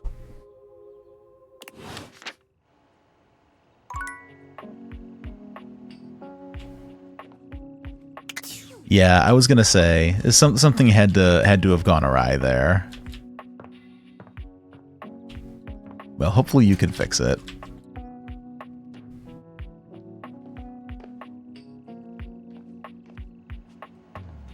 All right, let's see. It's getting late. I would like to see Betty again, but I also feel like I should talk to the record player since she's involved in the Friars path. The beautiful flapper you see before you stands in stark contrast to the strange music that plays when you turn on your record player. Also because her design is fucking drop-dead incredible. I love this. Where she seems sweet with an old-world sort of beauty, the music she plays is all kinds of wrong. It skips and goes from too fast to too slow. She dances to it all the same, swinging her arms and legs in time to the herky-jerky rhythm of some ancient record. Okay, I'll check out the bobby pin probably tomorrow. Well, don't just stand there like a wet blanket. Excuse me. Excuse me again. Could not get the mute button fast enough, sorry. You get a wiggle on. Let's see you dance. May I have this dance? Pipe down and just dance already. You give it your best shot, which seems to please her. Now you're on the trolley. You mean I got it? Exactly what I said. You're getting it. Mercifully, she turns the music off. Well, well, well. It's about time you came to see me. You had a great time Googling all these 20 sayings. Oh, is this another one of your characters? I didn't even realize. My name's Rainy. How you doing?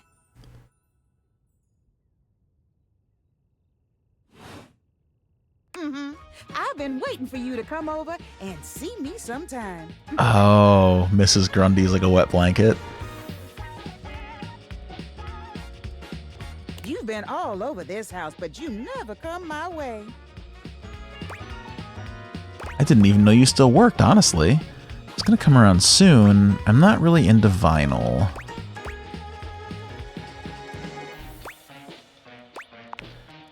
Of course I still work. I might be an antique, but there's still plenty of life in this old record player. Well, anyway, it is so great to see a new face around here, even if your face ain't exactly new to me.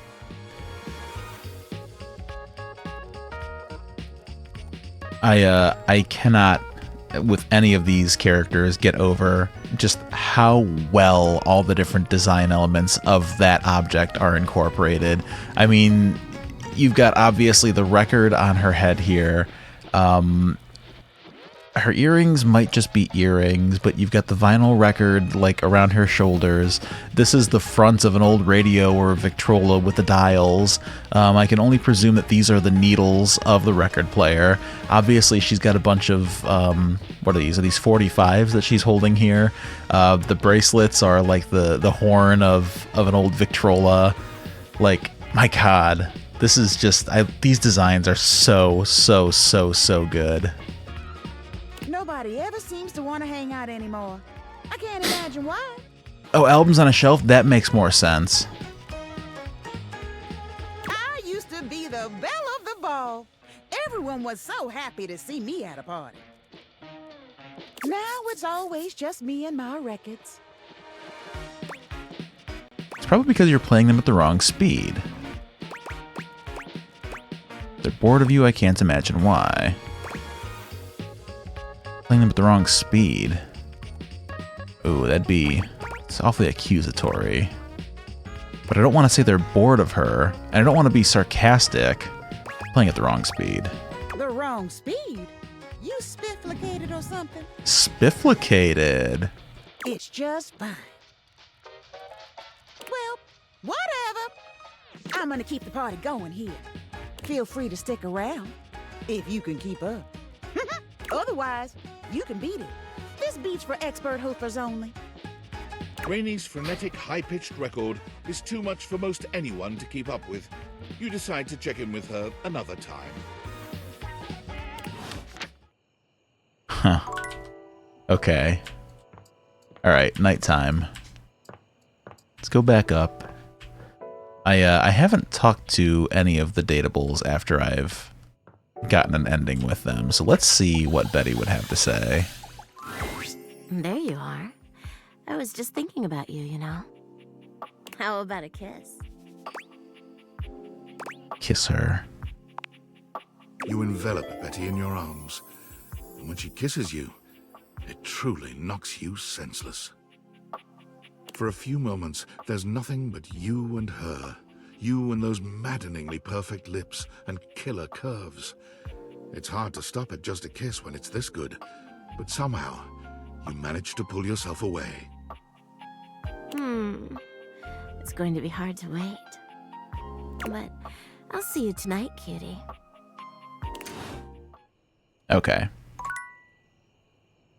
So I'm assuming that there's nothing truly important, like decision-wise, after you've finished a route.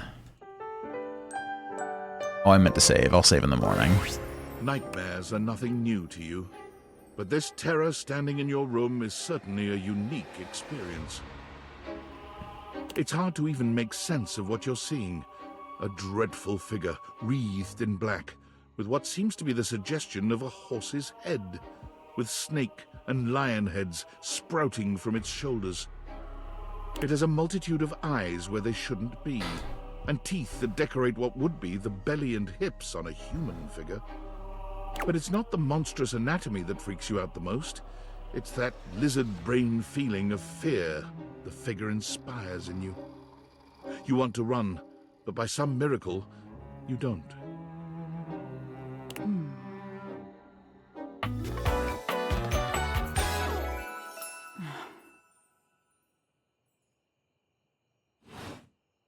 This is a half Suha route? My Okay. content aware is going off. Nightmare is, well, just that. If you don't want anything too spooky, I'd recommend skipping this one. You cool with that? Or you want to skip it? Oh, I love spooky. Carry on, then. There's something crawling up your leg. Yeah. Is it your fingers, baby? Don't you feel it? You know it's there. A fly, maybe. Or something else. Something a little more malevolent. A little more vicious. Quit it. Crawling up your leg.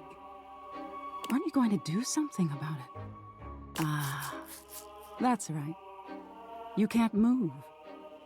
Now there's another on your arm, and another on your shoulder. Dozens of little prickles across your skin. The prickles turn into punctures. The picture of poison pervading the parts of you you keep under the covers. There's an itch by your mouth as one pries open your lips, scurrying down from your cheek. So many little legs. Spiders. Or maybe ticks. Another crawls across the curve of your ear, and you hear it. The scuttling, the buzzing, the sound of your flesh being devoured in a million nanoscopic parts. Whatever they are, they're eating you alive. Ugh, you think I'm afraid of bugs? Nice try. Trying to put up a tough front, huh? No matter. I'll find out what scares you. Doubt it. In any case, it was simply delightful to meet you. That's it? So you're just named Nightmare? It's not very clever. And neither are you. But damn, got me. Until next time. Wait, how can I see you again? You'll see me sooner or later. But if you want it to happen sooner, they say coffee at midnight is a good way to invite the darkness in. Damn, did not know that. Gonna start drinking. Actually, you know what? It's not midnight. It's like 9 o'clock, but I have coffee from this morning still. Is it close enough? Will this invite the darkness? Let's see.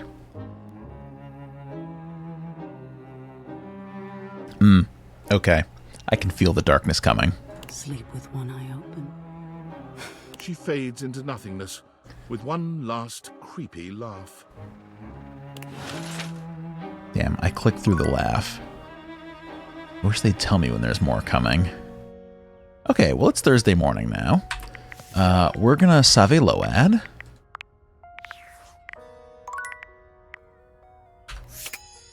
It is cold coffee, but I don't mind cold coffee.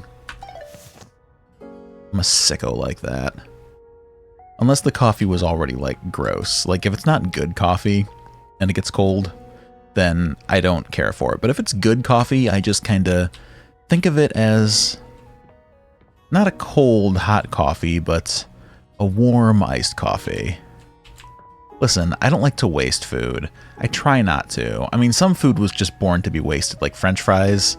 People who carry French fries with them on a plane from a convention, those are the weirdos. But me, I'm perfectly normal. But I will drink cold coffee. I feel like I want to start my morning with Benoit. I'm so glad you're back. I thought maybe after the other day, I didn't think you'd ever want to see me again. Why not? Because you showed emotion? Of course I want to see you again. Thank you. Sex toys aren't supposed to be emotional, you know. Yes, Timothy is at 3 o'clock. Oh, I need to do it before. You're right, yeah. I'll do Timothy next. We do one thing, and we do it well. But I've been holding on to these feelings of inadequacy for years. I can be confident and sexy around everyone else in this house. But when I see you, I just remember that first time we met. I've been desperate for you to see me as the sensual being I am.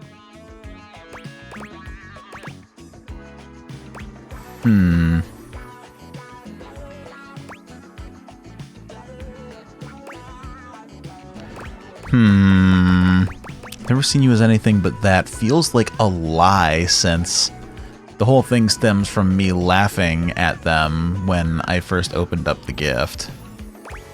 You don't need me to approve of you. I think I'm gonna go with you don't need me to approve of you. I just felt so desperate every time you came around. Maybe you couldn't see it, but I felt like a fucking mess. But you let me show you what I look like when I'm truly in my element. I freaked out yesterday, but the truth is, you really make me feel like you see me for me. And I hope we can keep seeing each other without all that pressure now. I want to keep doing this, if you'll have me. I never want this to stop. I'm so happy. Benoit takes your hand in theirs, reaching up to wipe a tear away from their eye. Maybe next time we can make a quesadilla. Let's start over from now on. No more pressure to be anything but ourselves. Hell yes. What do you look like in your element? A burrito? I feel so satisfied. Wonderful. What a thrill.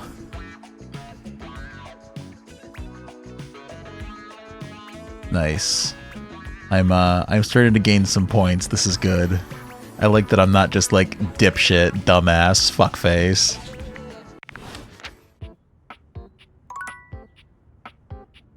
Okay. Let's save again. And now go talk to Timmy Timey Wimey.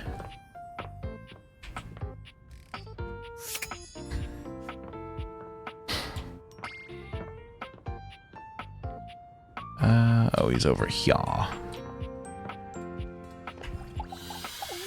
Okay, it's noon. I'm back again at noon. What are you doing here? I told you to come at 3 p.m. sharp. No, no, no! Oh, okay. I didn't realize there were two of him. Oh, okay. Well, I'm here now. So what? You have chosen the worst time to come! I demand you leave at once! I do not understand! Why do you stand here staring at me?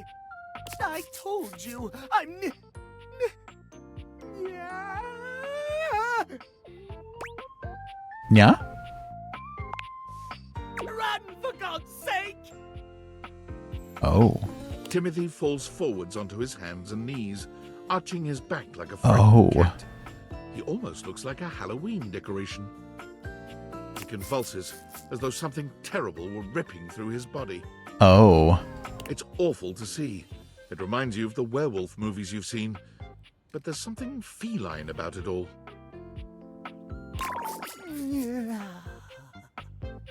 He stills on the ground, and then he yawns and stretches, as though nothing strange had happened at all.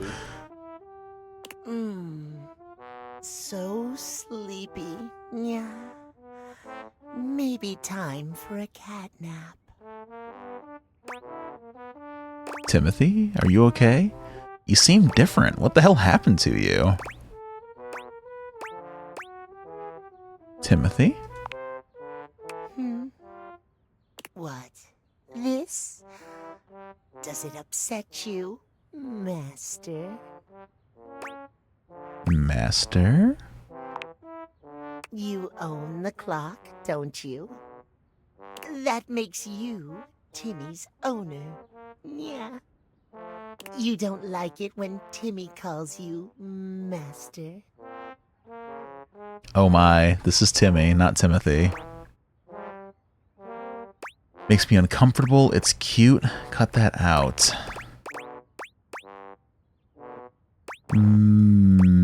Makes me uncomfortable. Timmy never wants to make you uncomfortable.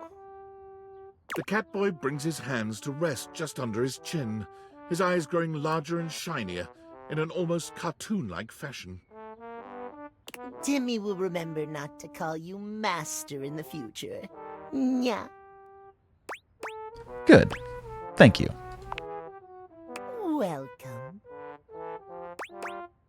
Can you please just explain what the hell is going on? It's simple. Yeah. Timmy has a condition. It's tied to the clock.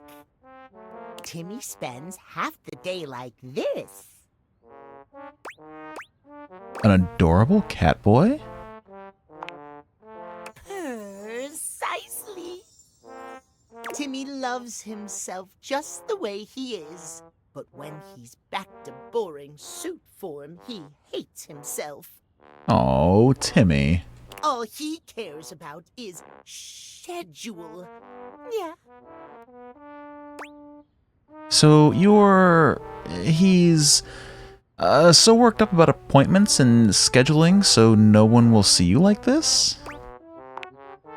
Exactly. You're such a smart human. Damn. Timmy's innie really has control of him. Timmy yawns and stretches, curling up on the rug in front of you.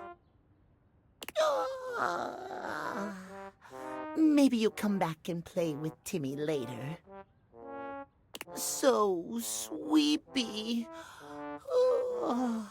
Transformation takes a lot out of Timmy. Do you care what time I come back? I never want to see you in this terrible form again. Enjoy your nap. Do you care what time I come back? Timmy doesn't care. Yeah. Just come when Timothy tells you not to. Timmy is here before or after 3 p.m. Nap time now. Okay. So if I want Timothy, I need to be at 3 p.m. Got it.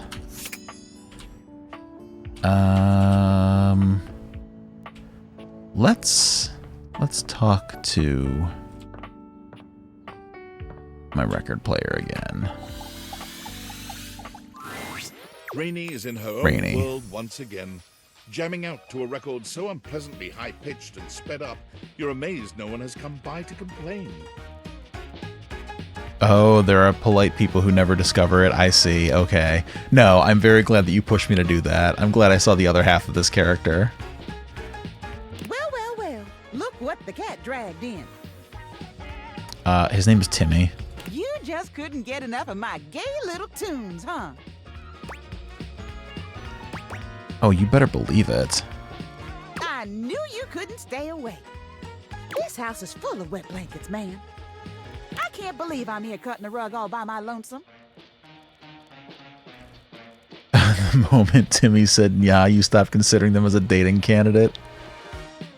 Listen, I'm trying to date everything here. Time was, I'd be surrounded by sheets and Shebas all dolled up and ready to dance the night away. But I can't dwell on that. I can shimmy and shake just fine all by myself. Yes, majorly polarizing. I can see it. Rainey turns away from you, dancing to her own heart's content without a care in the world. She ignores you entirely, jamming out to her unpleasantly sped-up music.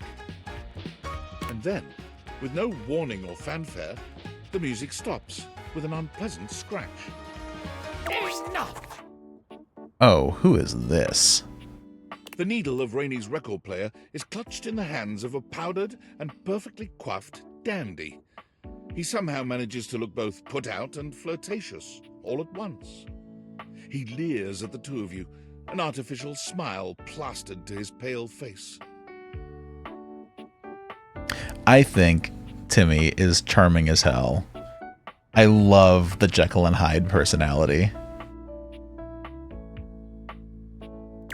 Hey, what gives? I am trying to work on my love poetry. Normally, it would be effortless for an artist of my caliber. But your disgusting chaos noise is filling the house and pushing all the meter out of my mind. Either shut it off, or give me a little kiss.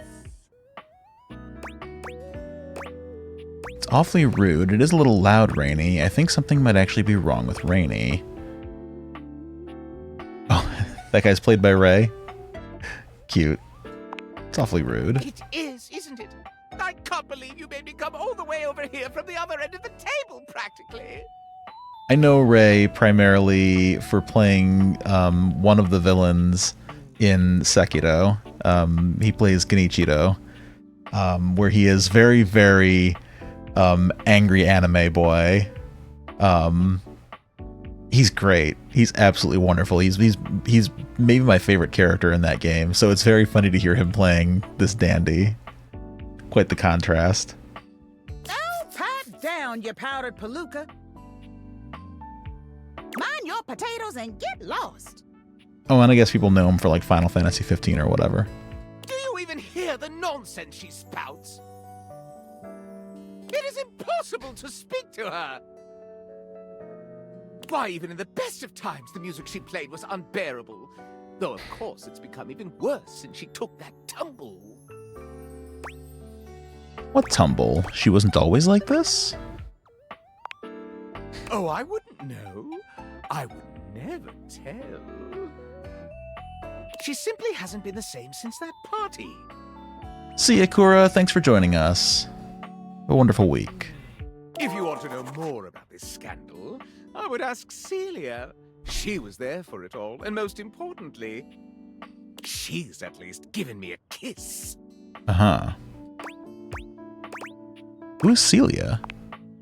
Ooh, a candle never tells. Oh, please, just tell me the person. Oh, my empathy's too low. Damn, who is she? I'm not wasting a minute more on this if no one here will kiss me or turn the volume down. Don't climb up your thumb, mister. Don't you listen to a word he said. I'm fine, and I've always been fine. I'm still hitting on all 8. But whatever. If that goofy guy is going to come back here and bump his gums every time I start having a little fun, I'll just dance here all by my lonesome to the music in my head. And dance she does, in complete silence. Sometimes she hums a little, but even her humming has the same strange speed and pitch to it. Man, I want to fix her. Perhaps speaking to Celia might help you clear all this up.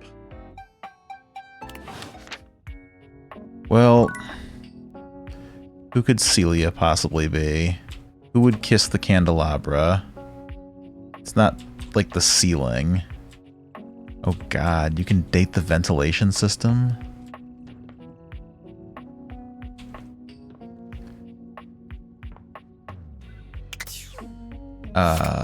Wouldn't be the curtains. Dandy's tendency to value people based on their willingness is creepy. Yeah. Gotta talk to him more to get a feel for his personality, but so far not one of my favorites. Okay, we have 2 more hearts left. We have not yet spoken to the friar. The last few times you've heard Friar Errol before you've seen him, but the friar is unusually quiet today as you approach. It soon becomes clear why, as he's got his head down, reading something from a book. The smell of something fried fills the room. What have you got there? How's it going, Friar? Burn any good books lately? What have you got there? A treatise on air-fried chicken. It is riveting. It occurs to me that perhaps I have been approaching this task incorrectly. Oh? You and I know that convection is the superior way to cook, but it seems that merely touting the superiority of a method of cooking is not enough. Apparently, sinners only grow more stubborn and more attached to their outdated old ways when faced with progress. Disgusting, really, but expected. So I have come up with a solution. You're gonna finally give up on this whole preaching thing? You're gonna do a taste test? Didn't I already suggest that to you? You're gonna try a gentler approach? Okay, noted, Suha. Yeah, if there's like a specific order that I need to do to get like something that is particularly ideal for me or that you want me to see, then I'm fine with you giving me the goods. So the spoiler asked if we chatted to X, had a quick look at the wiki to see who seemed appealing. No, not at all. I don't consider like the different datables a spoiler personally.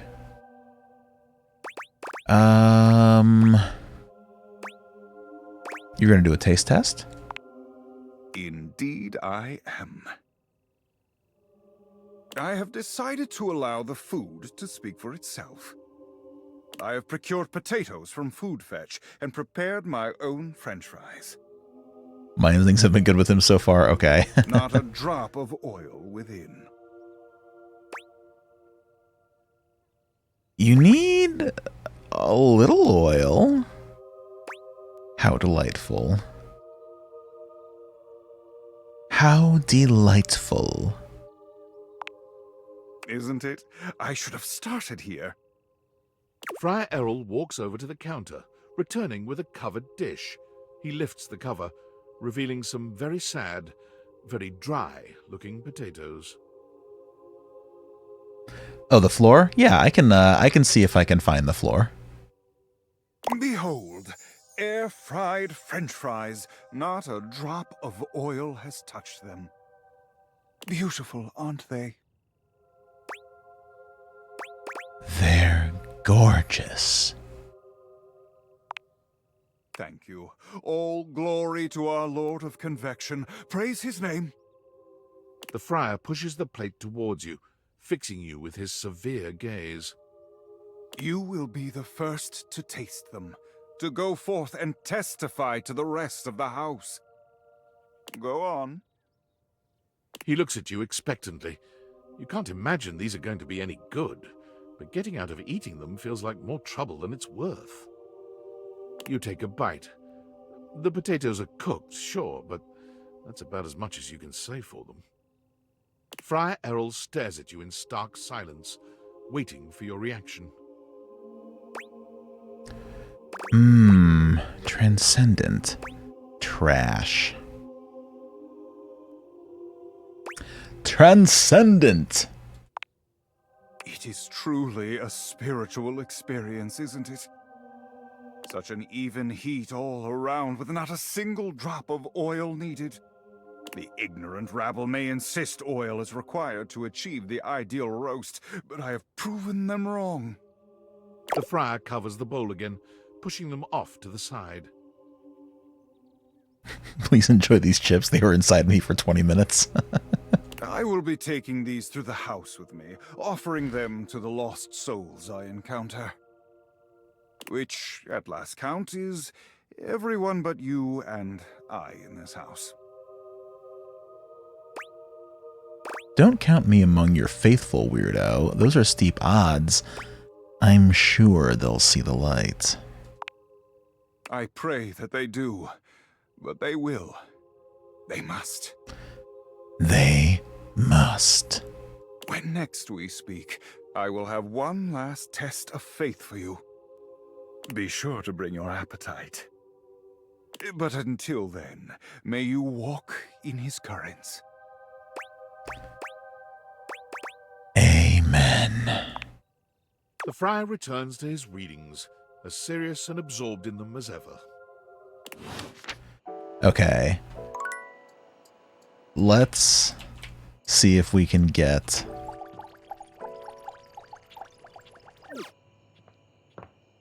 the friar in tomorrow so we can finish off his story. I'm looking for floor and I'm not seeing any floor here at least.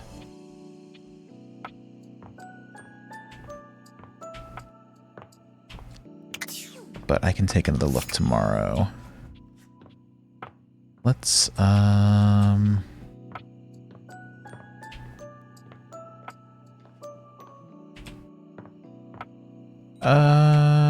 let's just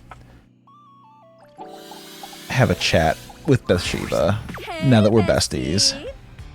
Come to talk about how amazing we are together. Yeah, how amazing are we, Sheba? Oh, so amazing. I was telling Rebby about how good we are together, and they couldn't stop rolling their eyes. Okay, good. Then you'll be here for the Friars finale. I'm assuming this is the finale. I just knew everyone would be jealous. Anytime you want to make this house seethe, just let me know. Okay.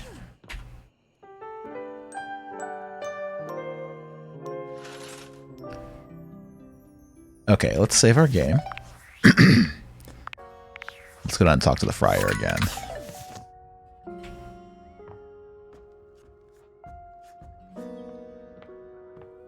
And we're gonna go the long way, because it's just what I do. The kitchen smells like something fried again, but the smell is much stronger today, and familiar in a strange way. It smells like something deep-fried, but surely that can't be right. When you encounter Friar Errol, he looks almost manic. Something is off with him. The lights are off, save for one stark light from the candelabra. It has a monastic, intimidating effect. Oh, that's right, the bobby pin. Okay, I'll get that today. Just look at it. You can practically taste the oil. The friar is concentrating on a single mozzarella stick on the table in front of him. It looks quite fresh. Are you okay? Oh, hey, mozzarella sticks. Friar, no. Suha, I will wait for your command.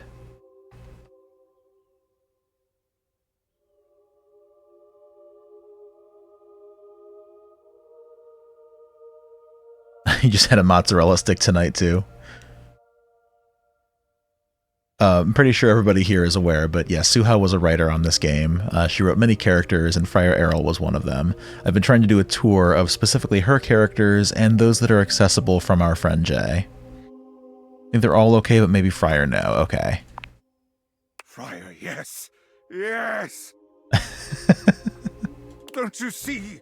In order to destroy the grease devil, I must first set foot in hell. But what am I saying? I know my own strength.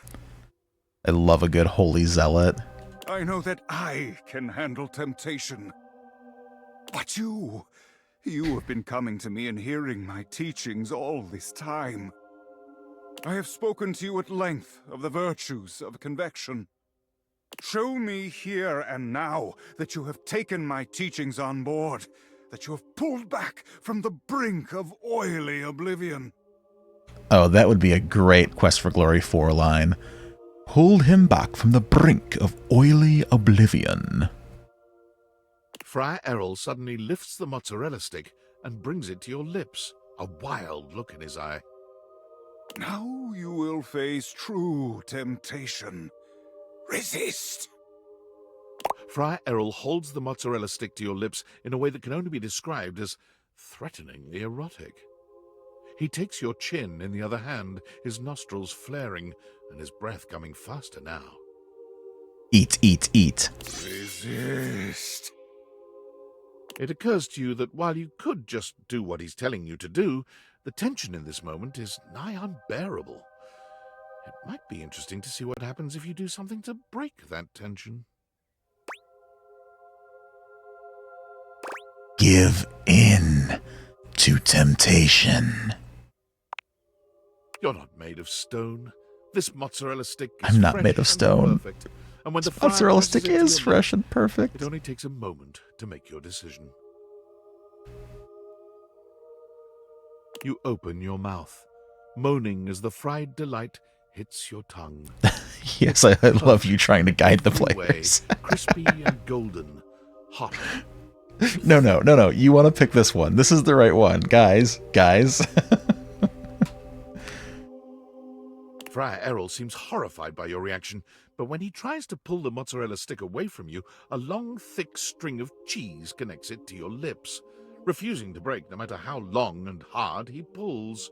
This is the best, worst thing you've ever written. Friar's your favorite. Friar's great. He lets out a scream. You really got to let your freak flag fly in this, Suha. I'm so happy and proud of you. Devilry, wrap me in your heavenly warmth, O Father of purity! Oh my god. His prayers have no impact on the never-ending cheese pull.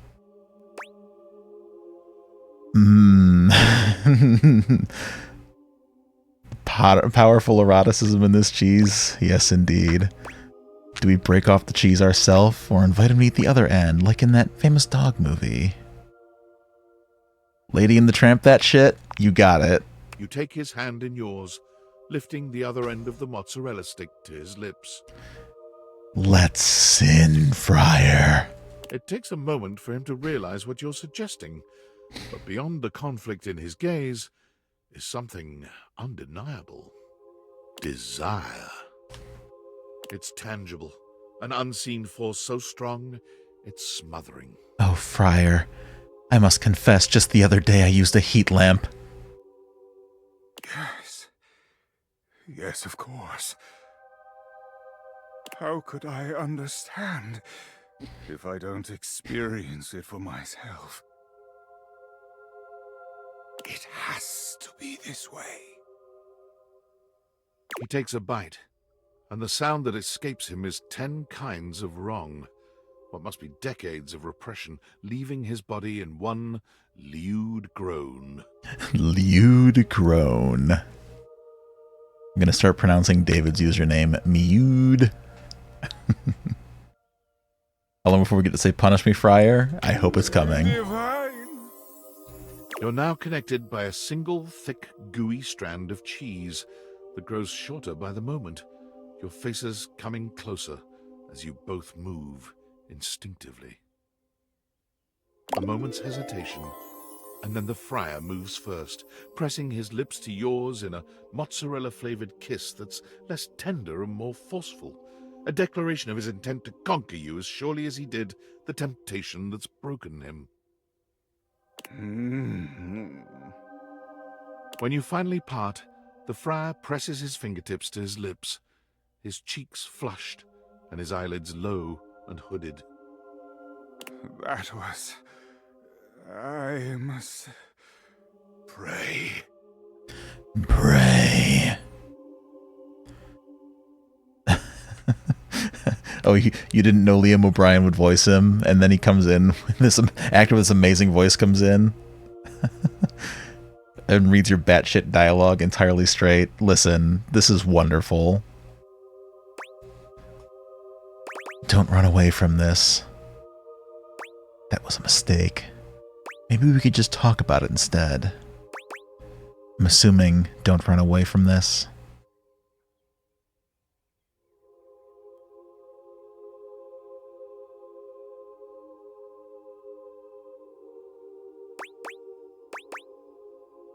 I won't tell him anything was a mistake. I don't want to talk right now. We're in mozzarella stick bliss. Don't run away is good or talk about it. Lose the religion, keep the leather, and we can talk about his need to conquer you. That's fair. Just don't say it was a mistake. Got it. Don't run away from this. You are right. I must face this head on. I should be horrified at what I've done, what we've done. But I feel reborn. Somehow. Am I losing my mind? Shouldn't I feel as if I've sinned? If that's what you think this is, or if that's what you think, then maybe you and I shouldn't do this. Between you and your lord, a kiss and a mozzarella stick aren't going to kill you, dude. Some guidance, Suha. See, if that's what you think, then maybe you and I shouldn't do this. That'd be acquiescing. That's between you and your lord. Sounds kind of accusatory. A kiss and a mozzarella stick aren't going to kill you is too dismissive. It's definitely between these two. Oh, it's last one? Interesting. See, that's where I would have fucked up. I have taken no vows of chastity, it's true. But the combination of these two temptations is powerful indeed. How am I to know whether I am compromised if I do not keep my mind and body pure? Life isn't about being pure and unstained. Sometimes you gotta live a little. Maybe you don't know. The point is in the trying, right?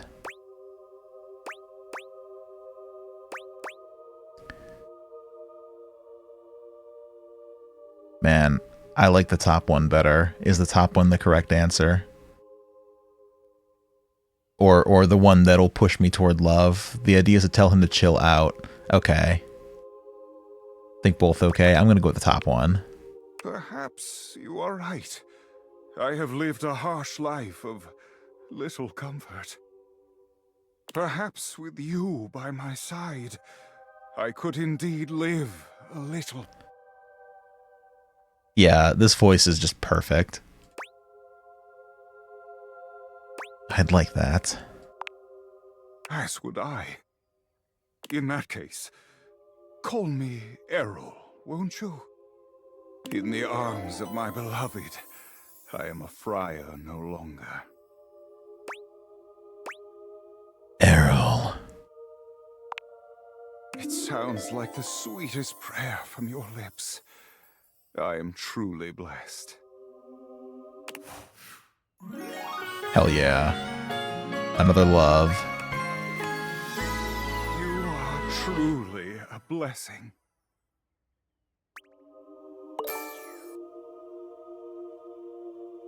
Yeah, what is Errol a play on?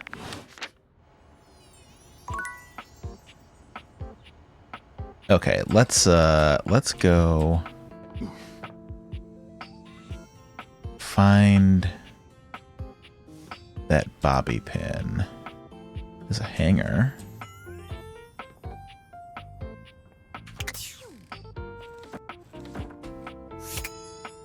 Was it in this room?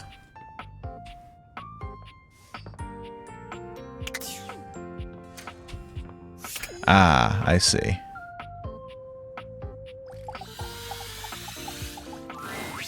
Before you see them, you can feel them. Errol equals air. Cool, of rebellion and edge given form. Leather and metal and the best hair and eyebrows you've ever seen. This rogue is impossibly cool. And looking at you like you owe them money. You got a problem, punk? What? No, I don't even know who you are. How could I? No, but it sounds like you do.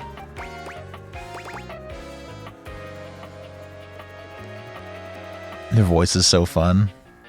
Okay, good. Love the Suha energy. No, but it sounds like you do. What, me? Nah, I'm just messing with you. My name's Bobby. Bobby Pin.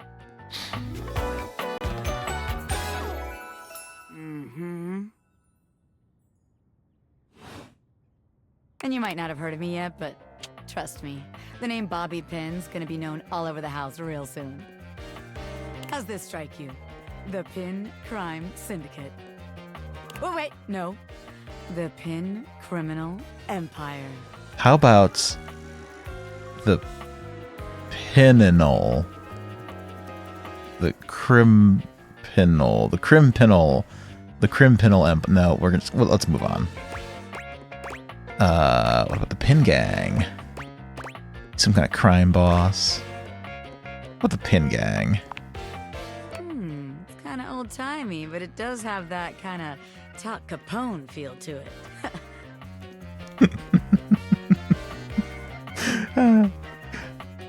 You give me those glares when you, Suha, just dropped Tal Capone on us. I will not hear. I will not hear this. I will not be glared at in my own stream while this is on my screen.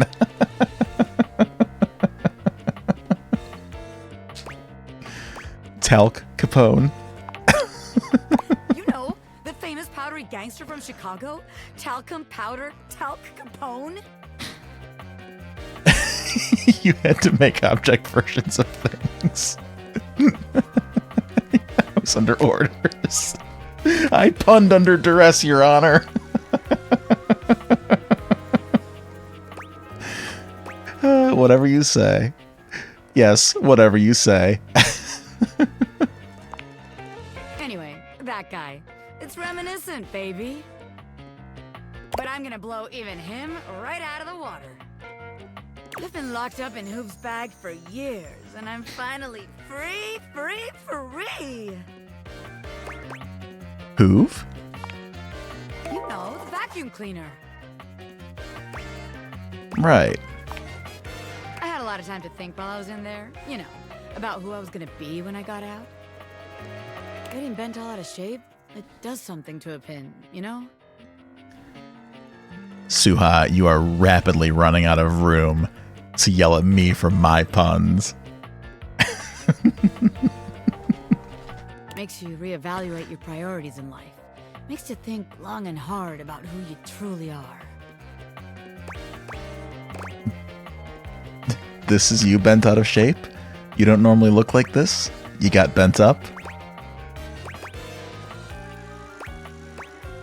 You got bent up. Oh yeah, I used to be pinned straight, if you can believe it. Getting sucked up into Hoop's bag was a real revelation. I never really felt quite like myself before.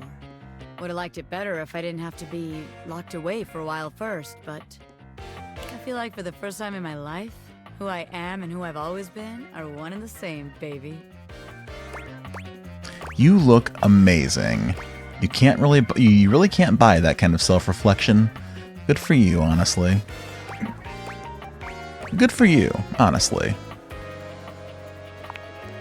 It has been good for me. Yeah, thanks. I've been locked up, but I'm here now, baby. I'm ready to take what's mine.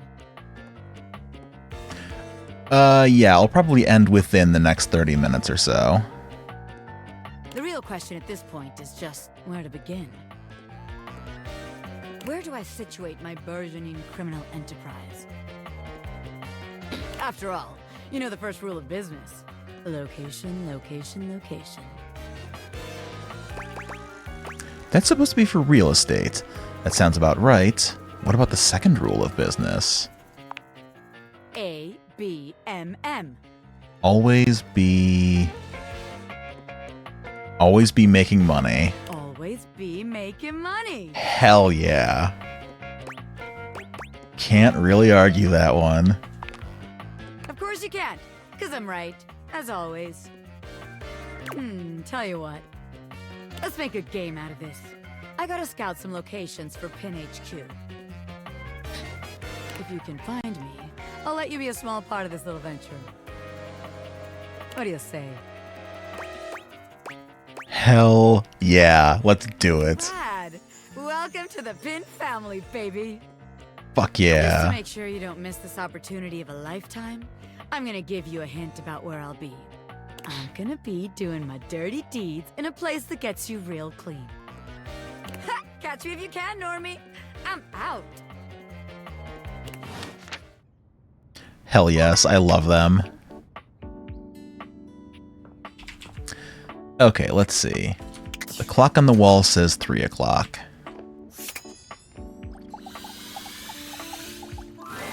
Timothy is just putting the finishing touches on polishing a pocket watch When he sees you, he waves you over, setting the watch aside and pocketing the cleaning cloth. They are very cool and perfect. I wish I could be that exciting. There you are, just on time. I must say, I'm absolutely chuffed to see how timely you've been. You're right on schedule. I was just polishing some of my timekeepers. Would you care to join me? Yeah. Capital. Have a seat, darling. Now, when last we spoke, we discussed the importance of what? Not wearing deodorant to be on time. Timeliness! Precisely. Nothing better. Nothing more important. This guy's making me uncomfortable.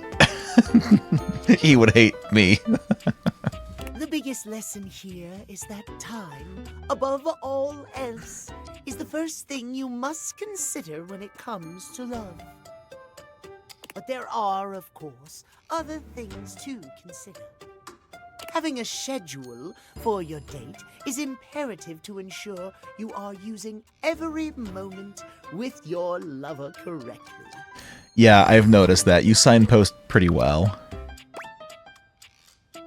You're so right, Time King. Oh, I am on time. There is nothing more arousing than an orderly, efficiently planned date. I'm so glad that I got to say the phrase, "You're so right, Time King." Picture this, if you will. You and your date arrive at your dinner reservation exactly on time.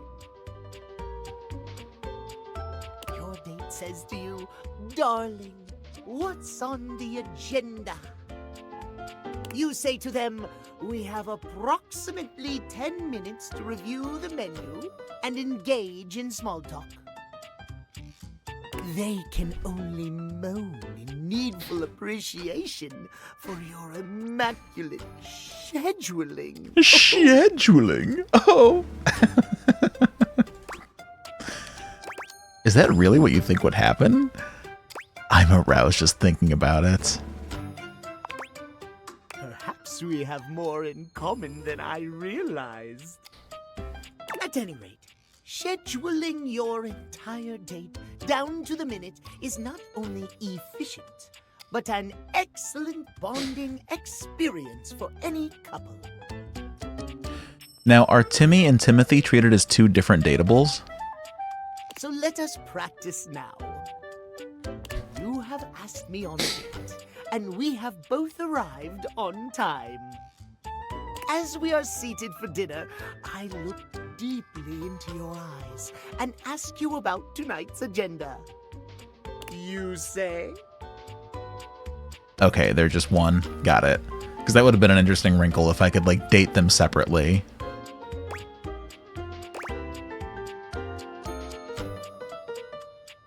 Oh yes, the pronunciation of scheduling is definitely part of the charm/horror, depending on your perspective.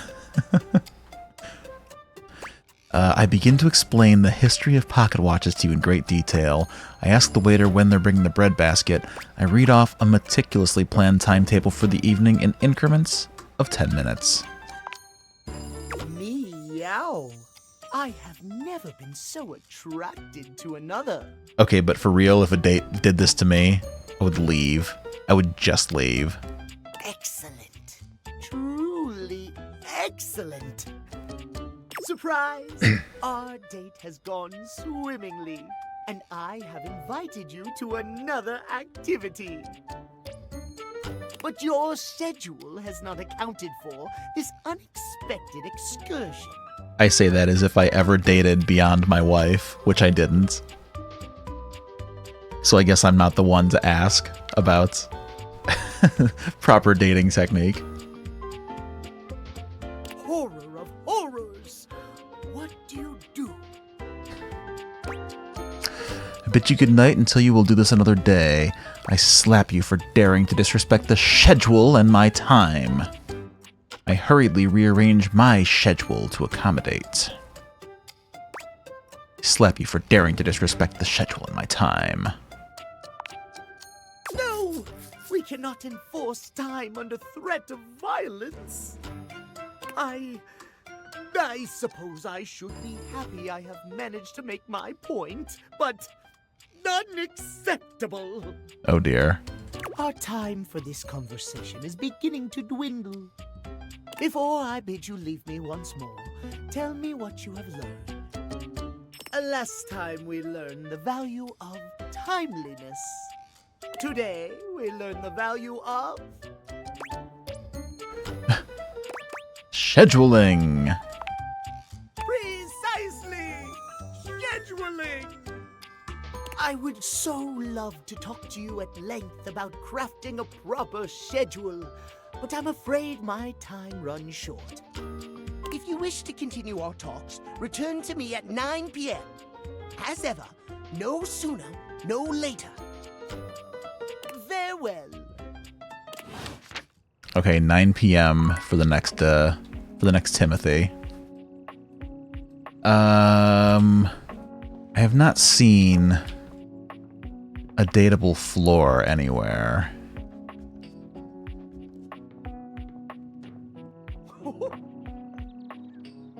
And there is a yoga mat.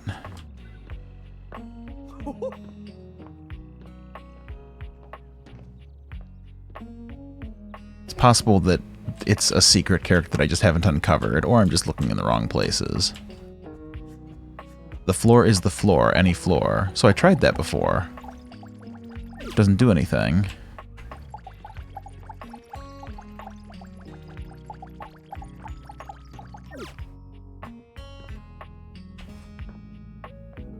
Doors open was marked as 17:05. You arrived at 16:40 and stood outside for 20 minutes. You were provided a schedule and you kept to it.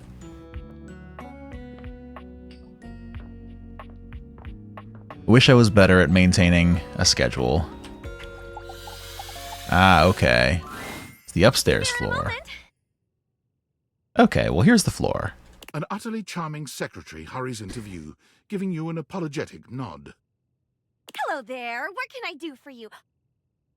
Her greeting is cut short as she seems to recognize you mid-sentence. Oh! Oh my goodness gracious! It's the human! Oh. Florence. Well, I wasn't expecting you today.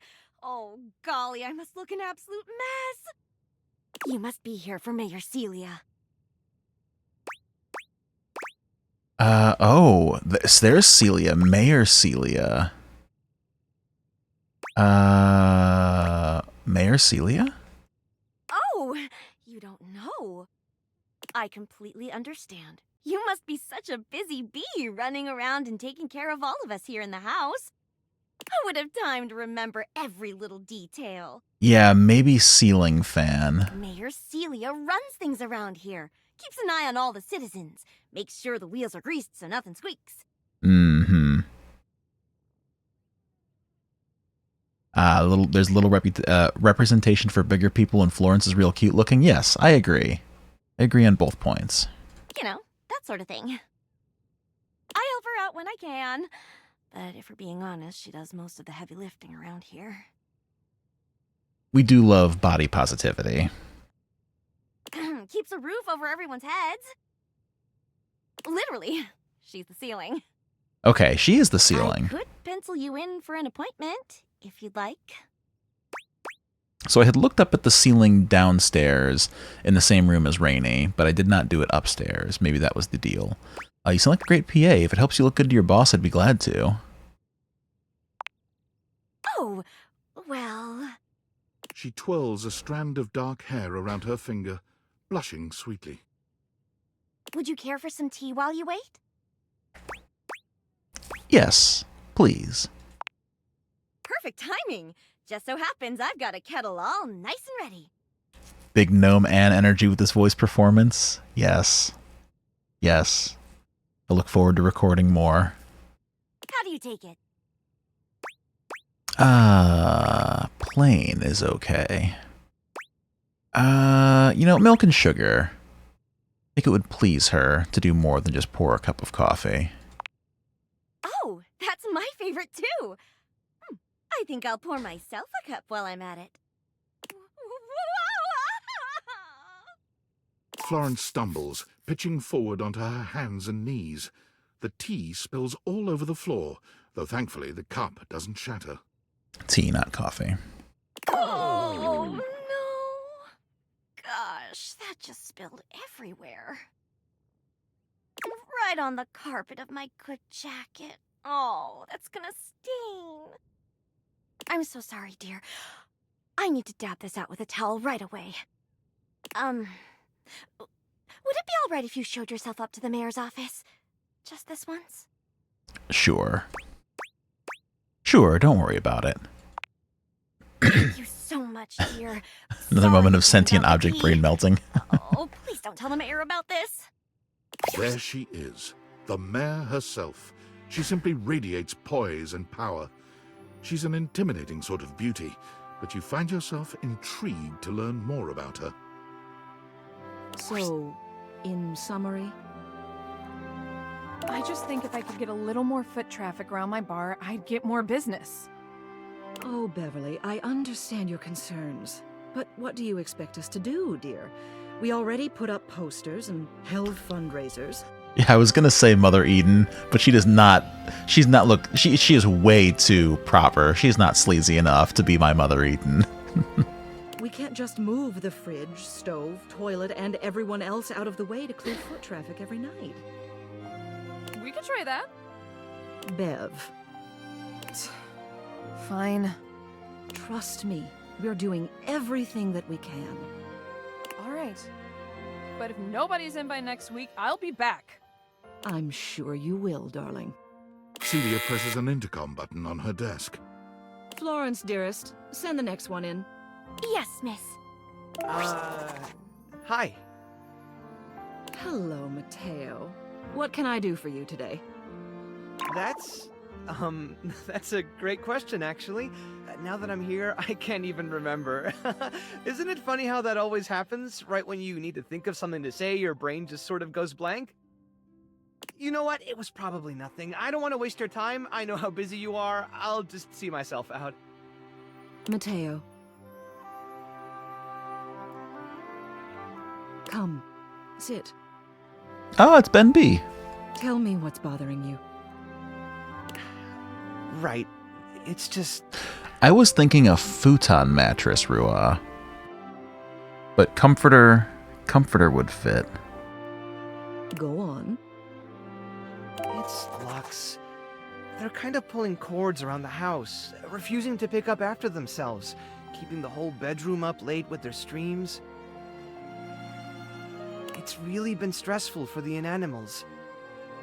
And I don't want to get anyone in trouble, but it's just been a lot, and... All right, Mateo, all right. Lux, you said. Yes, ma'am. I'll have someone take care of it. Thank you. Next. Wall. Hello, Wallace, darling. Whoa. Ah, Wall. The Wall, brother! Yes, I remember from last week.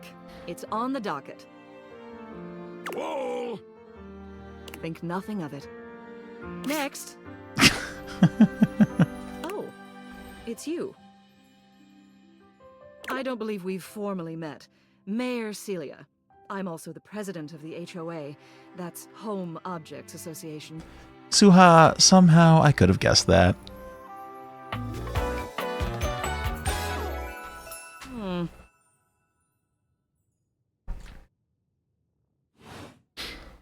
Here's my card, but really all you ever need to do if you need me is to simply look up.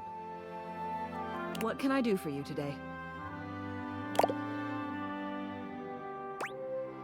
Nothing specific. I'm just going around talking to everyone to get the lay of the land, and I wanted to meet the mayor. I have a question about Rainy's past. Yeah, I'm here for Rainy. Rainy. Ah, poor thing. She hasn't quite been the same since the incident. What did you want to know? What's the incident, or why is her music all messed up? What's the incident? I see. It's a tragic affair, really. But I'm one of the only objects in this home old enough to tell it, so I suppose it falls to me. Yeah, I want to see more of Florence. She's cute. The long and short of it is that she was damaged during a party. A wild one, if memory serves. She was knocked down from her perch just as things were really getting going. It was a catastrophic fall. Here, I'll write everything down for you. Take this to Rainey and tell her about it. She'll have an easier time believing it if you've got written proof. Celia writes something quickly on a memo pad, handing it over to you. You can't help but linger on her beautiful handwriting. It's just as grand and elegant as she is. She's a stubborn thing, but she still trusts me. Now then, was there anything else you needed? I'm getting the lay of the land and I wanted to meet the mayor. Well then, hello. Meeting successful. Never a bad idea to make sure everybody knows your face. We're important here. Some sit back and wait for others to plan things. Others simply do them. You and I, we're doers. Absolutely. I've seen you zipping back and forth around the house, running here and there. You seem like a reliable sort.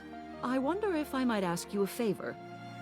Yes. It's about my assistant, Florence. Yes. She seems sweet. She is an absolute dear. Although sometimes I fear it gets her into trouble. She's such a kind thing. But that means she lets people walk all over her. Sometimes I worry the wrong sort might be taking advantage of her. I've noticed that whenever we go to lunch together, she never seems to buy herself anything. What's more, she's been pinching every penny you've dropped on her like a miser. Wait, my floor is stealing... You know what? That makes sense. My floor is stealing my spare change. It is falling between the floorboards. That makes absolute sense. The office pays her well, of course. She's an invaluable assistant. I think it's possible someone might be fleecing her. I'd like to formally ask for your help. I may be her boss, but Florence would never give me a straight answer if she thought it might upset me. However, she's quite friendly with strangers. And technically speaking, as the owner of the house, you outrank me. Maybe you could get something out of her. What do you say? Would you do me a favor and look into this matter? Quietly? Okay, I'll look into it. Thank you. I'll be waiting. Hopefully it's nothing. Yeah, who's fleecing Florence? Let's start by talking to Johnny Fleece in the cupboard. What else do you need? Just wanted to see you. You have done so. Keep well. Nice. All right, we have one more action tonight. Let's spend it on Rainey.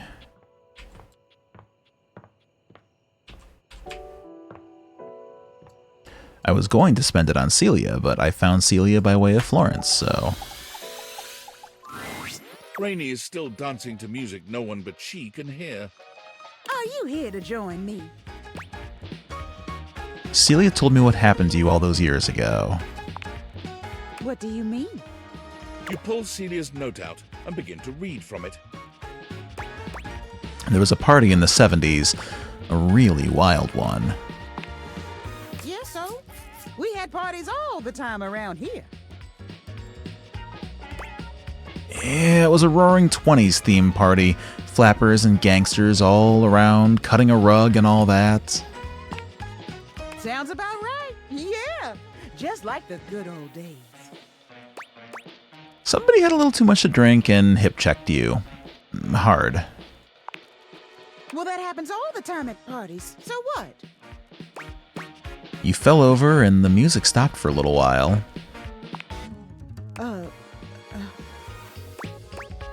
They picked you back up and tried to get you going again, but the music just wasn't right.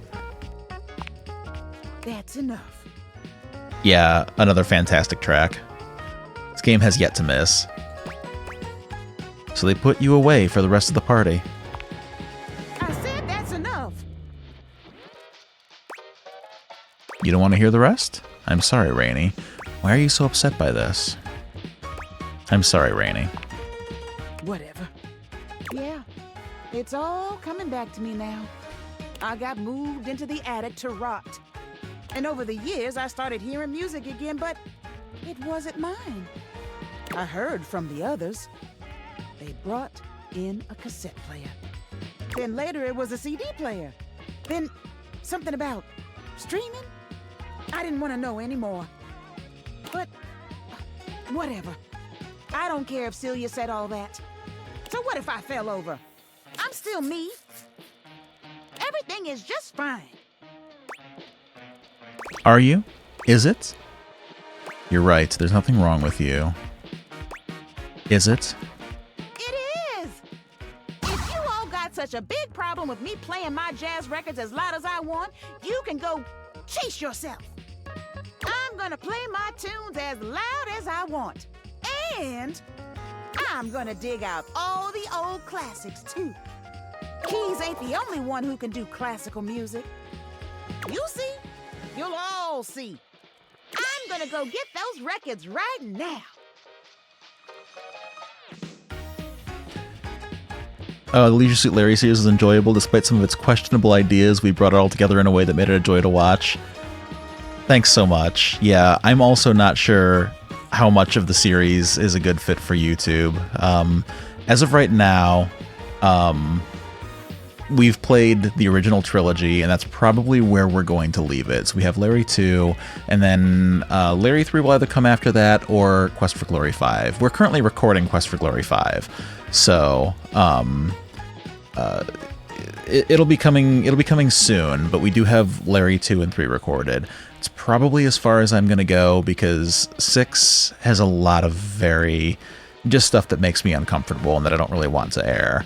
And then 7 as well, being the raunchiest. It also has some stuff that I'm not comfortable with, but it's also the most, like, blatantly sexy in a lot of ways, and I just don't know. I don't know, so it's probably as far as we're going to go. But thank you so much for the feedback. We had a lot of fun with Leisure Suit Larry, despite going into it with a lot of trepidation. I think that we managed to make it pretty fun in a positive way, without completely shitting on it or without unduly praising it, which is always our goal. She leaves without a second look, humming to herself.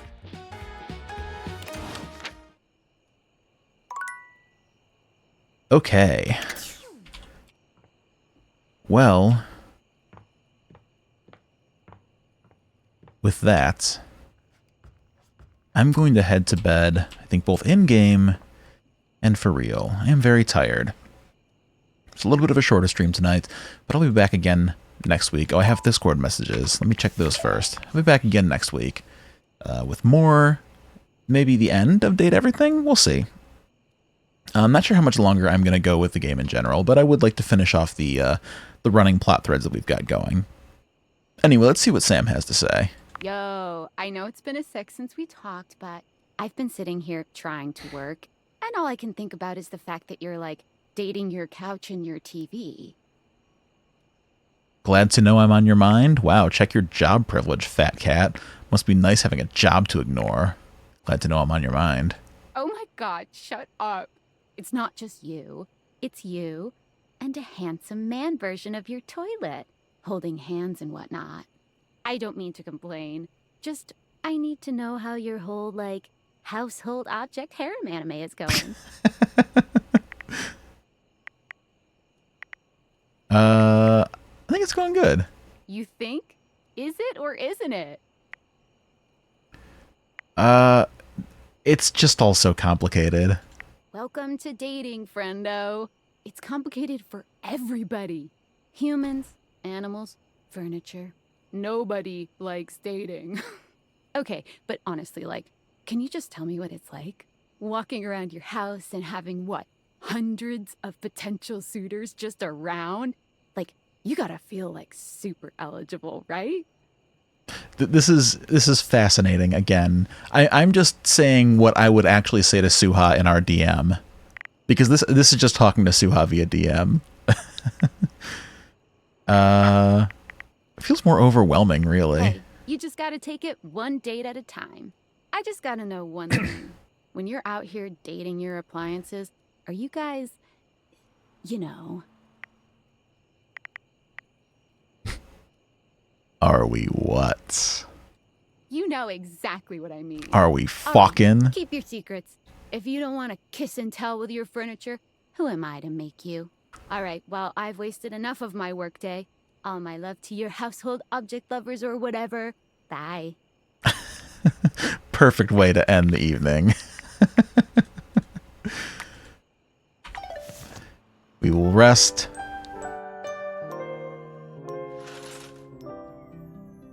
We will save.